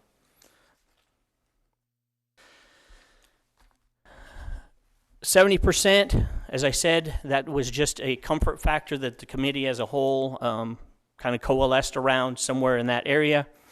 Demand will reach 70% in the 2022 to 2023 timeframe, and due to the design, build, and startup time, we need to essentially be continuing on in 2021 with the first plant operational. And then the second plant would really be dependent on the timeline of a next big customer, which I think we've heard that there might be one in San Patricio, but the key is that would be a second trigger rather than the first trigger. Financial assumptions, we kind of hit it before. You would design and build a 10 million gallons per day seawall plant, easily expandable to 200 million gallons per day, and that's why its initial construction cost would be somewhere in the $140 million, but that next increment to take it to 20 would be approximately $50 million. So it's not a straight split. And that would get you the membranes, pre-treatment, and post-treatment equipment is what the $50,000 would get. Everything else would kind of be already there. 50 million, I'm sorry.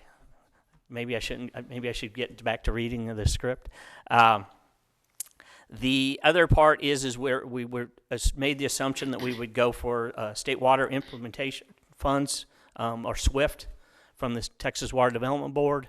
And we assumed a 30-year loan at 2% interest. I think someone told me just recently it's somewhere around 1% is what they're being able to get loans from them. So the part to that I want to highlight is in February of each year is when they ask for the abridged applications. And as we're recommending, you continue so that you could do construction in 2021. That would mean that we should submit an application in February of 2020. We'll be bringing something along those lines back to you. The key here is the last time we did this type of funding, it took until about November to get to closing. And the key is at any time between the application submittal and closing, you can say, okay, we've changed our mind, so that you don't have to take the money if you change your mind. But the key is if you don't submit an application, you can't rush it in later. So that's why we would recommend that we still submit an application in February, so that essentially we don't close or burn a bridge in front of us. The drought surcharge exemption fee right now, a majority of our large volume users are paying, and we're looking at having a revenue of about $3.5 million this year. We're on track to have that come in. When we get the additional demands in 2022, that would jump to about $5.8 million. This shows essentially what the revenues from that drought surcharge in blue. The gold or yellow is the current 5 cents that all customers pay. And you can see that we can make the debt service payments purely off of the 25 cents in order to build that 10 expandable to 20 with construction payment starting in 2023. And this assumes that everything that's been accrued prior to that would actually be applied so that you reduce what you're borrowing. In other words, we take what is in there and we pay that towards the construction, and then you only borrow what's needed beyond that point. So you reduce what you're borrowing. Then the other one is if a plant were needed in that 2028 timeframe, you have several events occurring. One is that you're going to be increasing the 25 cents, and also we have quite a bit of debt that we're currently servicing for Choke Canyon, Mary Roads Phase 1, and Wesley Seal Dam improvements that we did. All of those essentially are going to be coming off and will be paid off in this 2028 to 2030 timeframe. So the financial takeaways, large increases in water demands are projected to occur, and everything we're seeing is that they will be taking water in 2022. It will be about $140 million to do the construction. We would some of the most favorable financing I think that you can find anywhere is through the Water Development Board and the SWIFT financing, and that the drought surcharge, debt service, and some of the 5 cents or the raw water development charge could would cover these costs. So our recommendation is to secure a drought-proof water supply that meets future needs, develop the procurement process. So once we're already on the path of identifying the sites, and along those lines, but what we would recommend is continue into developing the procurement packages, and it's going to take a while to do that, and keep on moving. Okay. Submit the application, as I just said, for SWIFT funds in 2020, February of 2020. And then this first seawater wow, I was talking too fast, and now I need to slow up and let my brain catch up with my mouth. Based on the supply demands we're projecting, the first seawater desalinization plant should be online and operational in early 2023. And once again, that's possible by going in 2021. Just as I tell the staff, this isn't an or discussion. It's kind of an and. We shouldn't just go seawater desalinization and look at nothing else. So this is to let you know we are continuing to look at the other alternatives. We are continuing to look at reuse. We are the ASR. We may slow that down a little bit, but that is still out there as a place to store. We are evaluating groundwater. We've had several discussions, I believe, with Evangeline and some others. And then seawater desalinization, given where our location is and the fact that we found it is affordable, that's the one that we're recommending continuing. And I stand by for any questions. Well, you did a remarkable job on a short notice.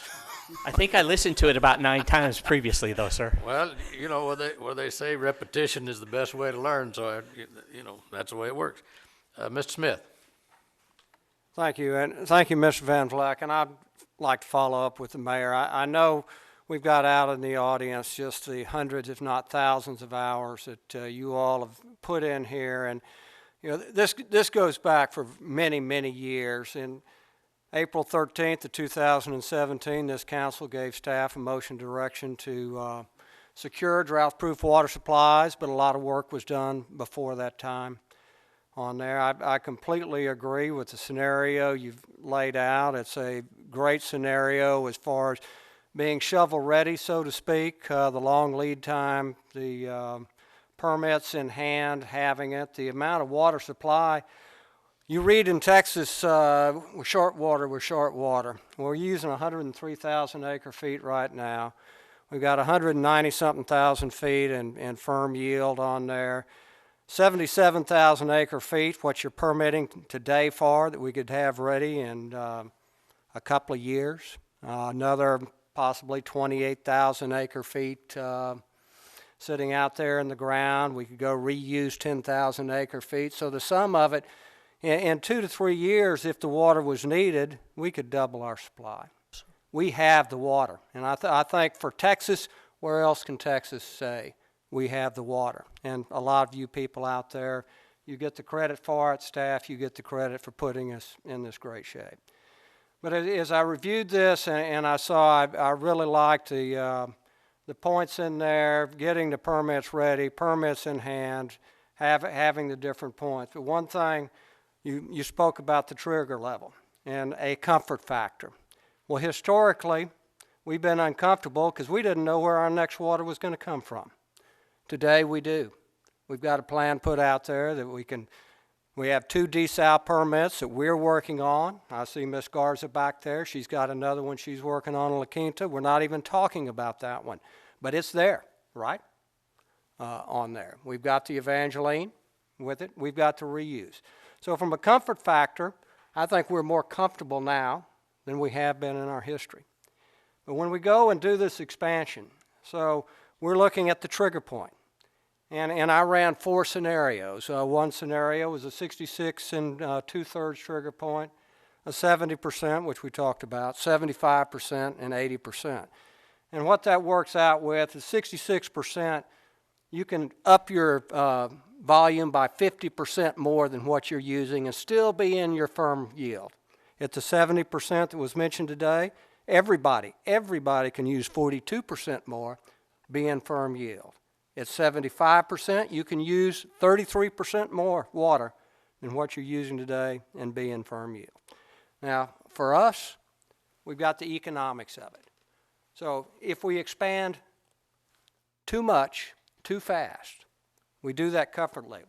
I went and I ran at 178,000 acre feet of use. This is the scenario where the plants that were talked about come on with it. That if we're using a 70% comfort factor on there at $10 million per million gallons, it's kind of the numbers that we're hearing on what the plant's going to cost. That 10 MGD will be 14 million per million, but the bigger plants will come in about 10 on there. We're looking at a cost. This is 2028. I'm not talking the combined on it, $455 million in capital. That's at the 70% mark. At the 75% mark, we're looking at $305 million in capital on there. That's a $149 million difference. And that's where, as we go, we need to look long and we need to look hard at the trigger percentage on there. This will go into our rates. So we will have to add, if the difference between a 70% trigger and a 75% trigger will be about $5 million more that go into our raw water rates. The money's going to go in interest expense, stuff like that. And so I'm proposing that we do everything that's suggested today on there. I think it's just a great plan and that you all have done great work. But we use a 75% trigger. Now, we could go down to a 70%, because, you know, this isn't cast in stone.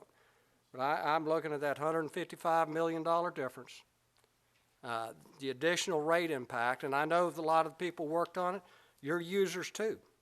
So you're going to be paying that extra rate also with it. But we have a comfort factor because of the work you have done and the work that staff's done that we haven't done before. So that's my 2 cents, and I'll shut up. Thank you. And thank you again, everybody. Mr. Hernandez? Yes, thank you. I appreciate that, and I appreciate the time you spent, at least with me, on doing the individual communication. I did hear some things that I didn't quite like, but you automatically assumed that this was going to be a design-build program. At least that was what you stated in your comments while you were speaking there. And I want to make sure that we look at this from a financial perspective in terms of what other options we have out there. I know there are some companies that we could do a contract with to purchase water and let them build it and do everything. And this is historical. We tend to overpay for stuff in terms of building. I mean, it's just the nature of the beast and how we do things. At least from my perspective and what I've seen in any construction project we've done, we overpay for stuff. So I think there's an opportunity for that to look at that and look at the financial aspect of what it would cost to do a design build or to do a long-term contract to purchase water, or maybe even another option. I want to see all those when they come to us in terms of what that looks like financially and what it is on the long term. Because ultimately, whatever we spend to do this automatically goes to the ratepayers. And I would be hesitant to make rates go up unnecessarily if we don't design, if this isn't built correctly, if it isn't built the most efficient way. And, you know, I understand how it works. Anytime you have professional services, it's a percentage of the overall project. The bigger the project, the more percentage they get. So I just want to put that out there. Also, I want you had mentioned on your graph about when our debt service drops off. So specifically, Mary Road's pipeline, when does that come off the debt books? Mary Road's phase 1? Phase 1. I'm trying to remember what part? I think it's the 2030, right? It was the 2029, 2030 time Yeah, frame. about 20, it's 2030. It's 2030? Yes. So, you know, so we're going to have, if we do a design build, that means we have to borrow that money. And I understand the rates from the water board at 2% right now. Yes. Is it 2%? They're about 1% right now. 1% right now? We assume 2% Which is, for the scenarios, but right now they're at about 1%. Okay, great financing, but it's still ultimately what it costs to build this thing. So I want to just make sure that we look at all options when it comes down to this point, when we get to that trigger point. Recommend that we look at all those things. Don't just bring us the one design build option, bring us the other options so we could take a look at it and look at it from a long-term financial perspective. Because if we build it, we put that debt on our ratepayer, and then we're on the hook for that, all that. If we do a contract for purchasing water, we're not really, we only pay if we buy the water, and we're on the hook. And if they don't produce water, we don't buy it. So it's one of those things where what's the best option? And so I want to see that financial analysis when it comes to us. But ultimately, that doesn't take away from the great work that you guys have done, and looking at this from a perspective of drought-proof water supply, whole Gulf of Mexico out there. So I appreciate that, and I think we have a good way forward. I just want to make sure we're spending the money the right way. Thank you. Anyone else have any comments?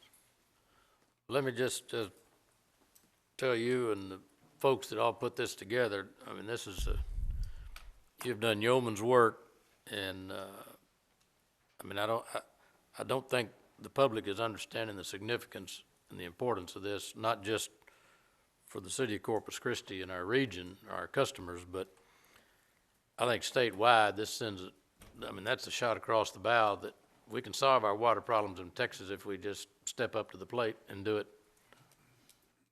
systematically, thoroughly, professionally, and keep the impact to the ratepayer as our number one target. And with technology and the education that we've got coming up. And so I applaud you. I can't say enough. And having gone through rationing with only Lake Corpus Christi, we've come a long way, baby. That's an experience that I wouldn't want to repeat or have anybody have that experience in today's world, because it is not a fun experience to have is to go into water rationing. So you need a motion from us today to move forward with the at least the grant application or the loan application. That just gets us into the process. We don't have to take it. That's correct. But if you don't ask, you don't get. That's correct. And you can walk away from it anytime if we decide we're not to do this or whatever. So you need a motion of authorization to move forward with grant Motion application. of direction, Mayor. Motion of direction Yes, for sir, grant for a application. future agenda. And what else do we need? Continue pursuing for the land. Oh, for the land acquisition. And that's a key important. And because permitting, which you've already given us. The permit application can't take place until the site's correct, identified and secured. So we're moving parallel.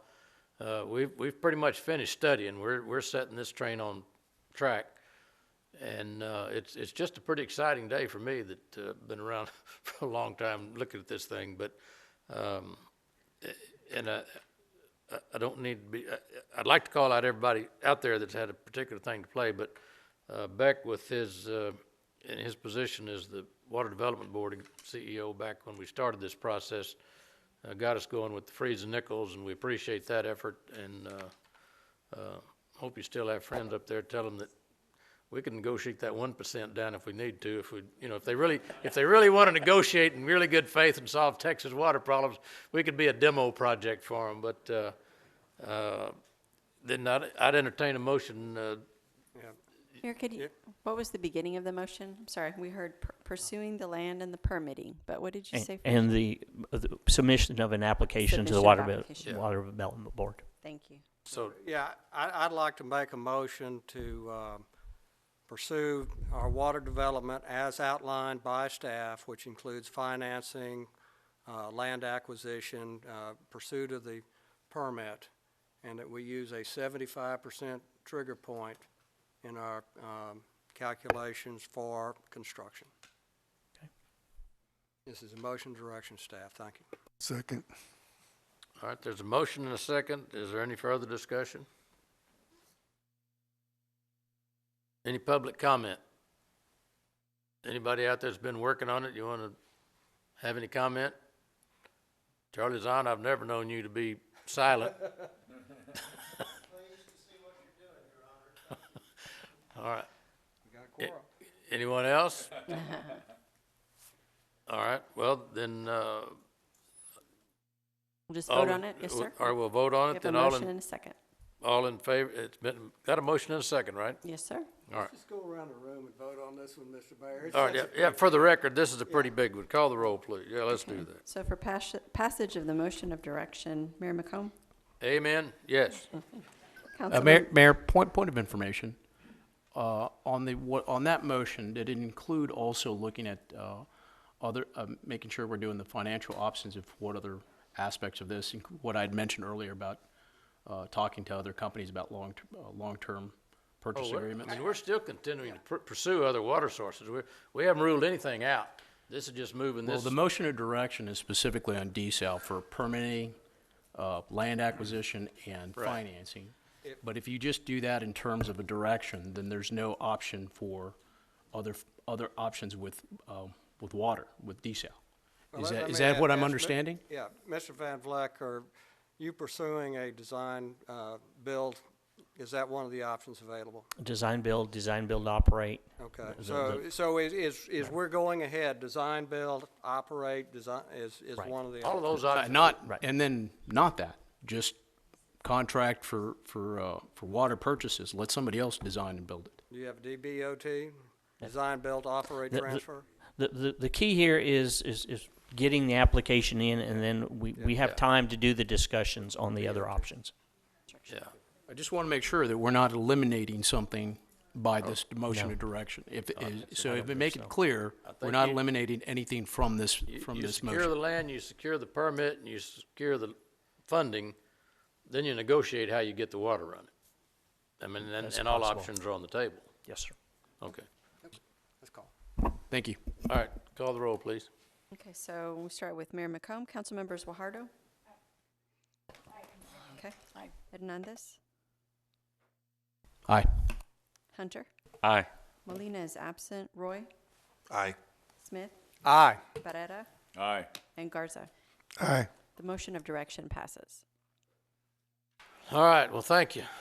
Thank all of you for your work out there. I think that's great work for the community and everything else. So. Well, with that, the council will go into executive sessions on items 31 and 32 per the Texas Government Code, Section 551.071 and 551.072. And we'll also eat lunch.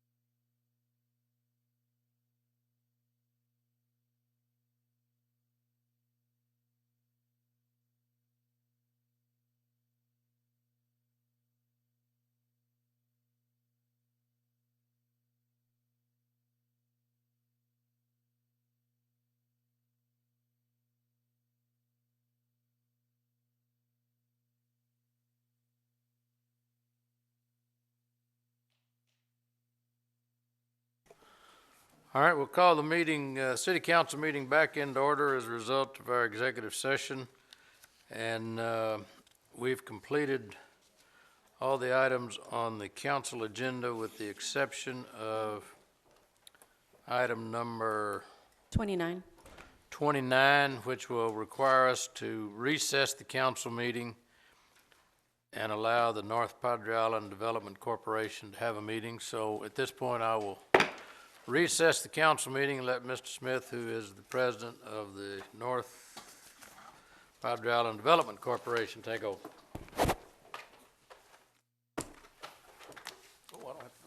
Yeah, thank you, Mr. Mayor.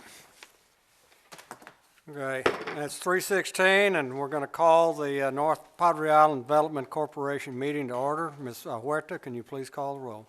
President Greg Smith. Here. Vice President Joe McComb. Here. Gil Hernandez. Rudy Garza. Here. Michael Hunter. Here. Ben Molina is absent. Roland Barrera. Here. Paulette Guajardo. Present. Everett Roy. Present. We do have a quorum of the board present to conduct the meeting. Thank you, Ms. Huerta. First order of business is the election of officers. I'd like to ask for nominations for president and vice president. Currently, Greg Smith is president and Joe McComb is vice president. Move to reappoint. Second. We have a motion and a second. All in favor? Aye. Motion passes. Next item is approval of minutes of the board meeting. But can we also do Oh, the I'm officers, sorry. sir? Slate of officers, so we need to appoint the officers. Currently, we have Mr. Peter Zanoni as Executive Director, Ms. Rebecca Huerta as Secretary, Paul Pierce as Assistant Secretary, Constance Sanchez Treasurer, and Julie Villaron Assistant Treasurer. I would like to recommend that we reapprove, except with the exception of Ms. Constance Sanchez, and nominate Ms. Alma Casas as Treasurer. So moved. All in favor? Aye. Motion passes. Next item of business, Treasurer's Report. My last hurrah. Okay. That's okay with you, right? Good afternoon. My name is Constance Sanchez. I'm the former treasurer of this corporation. And the financial report you have in your packet is for the 9 months ended June the 30th, 2019. You have included in your packet your balance sheet and income statement, and I have prepared for you a summary of the financial position as of June the 30th. And if we could call up the PowerPoint, I'd appreciate it. So our beginning fund balance is $11,975,490. This was as of October the 1st, 2018. For the 9 months ended June the 30th, 2019, we've added to that fund balance in the amount of $4,099,896. And our ending fund balance at the end of June is $16,075,386. We also have a balance in our capital improvement fund at the end of June of $917,948. And I'll be happy to answer any questions that you may have. Any questions? Hearing no questions on there. Thank you. Thank you. Yes, sir. Ms. Sanchez. Mr. President, we also need to approve the minutes, item number 3. Item number 3, motion to approve the minutes. So moved. Second. All in favor? Aye. Motion passes.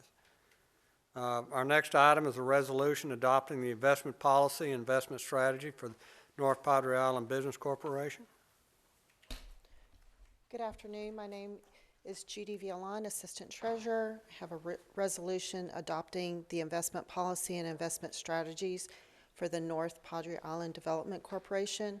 The Public Funds Investment Act requires that the policy be adopted on an annual basis. The North Padre Island Development Corporation investment policy and investment strategy before you have no changes from the prior policy. Staff is recommending passage of resolution. I stand by for any questions. Move to approve. Do we have a second? Second. Okay. All in favor? Aye. Motion passes. Next item is a motion approving the fiscal year 2019-20 TERS number 2 budget. Mr. Houlihan. Good afternoon, board members. Eddie Houlihan with the Office of Management and Budget. Item number 6 on the North Padre Island Development Corporation is a motion to approve the fiscal year 20 TERS 2 budget. The North Padre Island Development Corporation was established in 2002 and holds and manages the increment fund for the reinvestment zone number 2. The TERS number 2 budget does require the annual approval by the North Padre Island Development Corporation. The TERS 2 board approved the budget last week on April the 20th. And now the item is before you for approval. The total revenues for the TERS 2 budget is $4,847,217. And the total proposed expenditures for the budget are $10,728,544, with a expected fund balance at the end of 2020 of $8,265,000. I'll stand by for any questions. Member Hernandez? Yeah, a quick question on the investment income. You had budgeted 130,000, but it looks like you're seeing 210,000, and you're budgeting 250,000 for next year. How's this based on the investment policy? If we're not changing anything, what's happening? Is it just it's highly dependent on when we transfer the money out for the projects of 2020. So we're holding on to the money more longer? We probably won't be transferring the money. That's what I base that on towards the end of the year. But if it's transferred out earlier in the year, it's probably going to be we're probably a little high. Okay. All right. So. And also interest rates over this last year had risen, and so that's. Okay, but they just went down. Right. Right, and so that's why what we had, actual income is more than what we had budgeted. So we'll have to monitor that for this year. Okay, so are we going to make the 250 for next year? Just I wouldn't looks like you're a little aggressive. I wouldn't be totally confident of that, but we don't expect to expend a lot of the $9 million that's transferred out for the dredging projects until a little bit later in the year. Okay. But thank you. You're welcome. Thank you. Any further questions? I'd like to make one comment to the public. We had our TERS 2 board meeting last week, and we discussed this in pretty extensive detail. So even though we're going through this quickly today, that the TERS 2 board, which consists of everybody here, plus county and Del Mar representatives, we did go through item by item, the budget, treasurer's report, et cetera. Thank you, Mr. Houlihan. Thank you. Next item of business is public comment. Vote on that item? Oh, okay, I'm sorry. We have a motion by Member Hunter. Second? Anybody second? Second. Okay. All in favor? Aye. Motion passes. Next item of business is public comment. If anybody would like to speak on anything, you have 3 minutes. Hearing none on there. It is 3:23, meeting adjourned.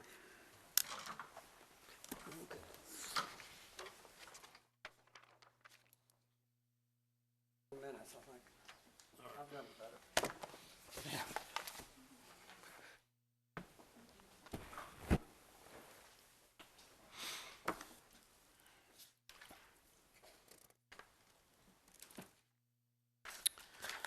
All right, the last item on our agenda is identify future agenda items. Anybody got any?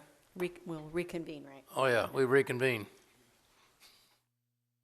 Now we've reconvened. Anybody got any ideas? So you can't think when we're convened or reconvene. I don't know. Gotta reconvene. Whatever. Hearing none, meeting adjourned.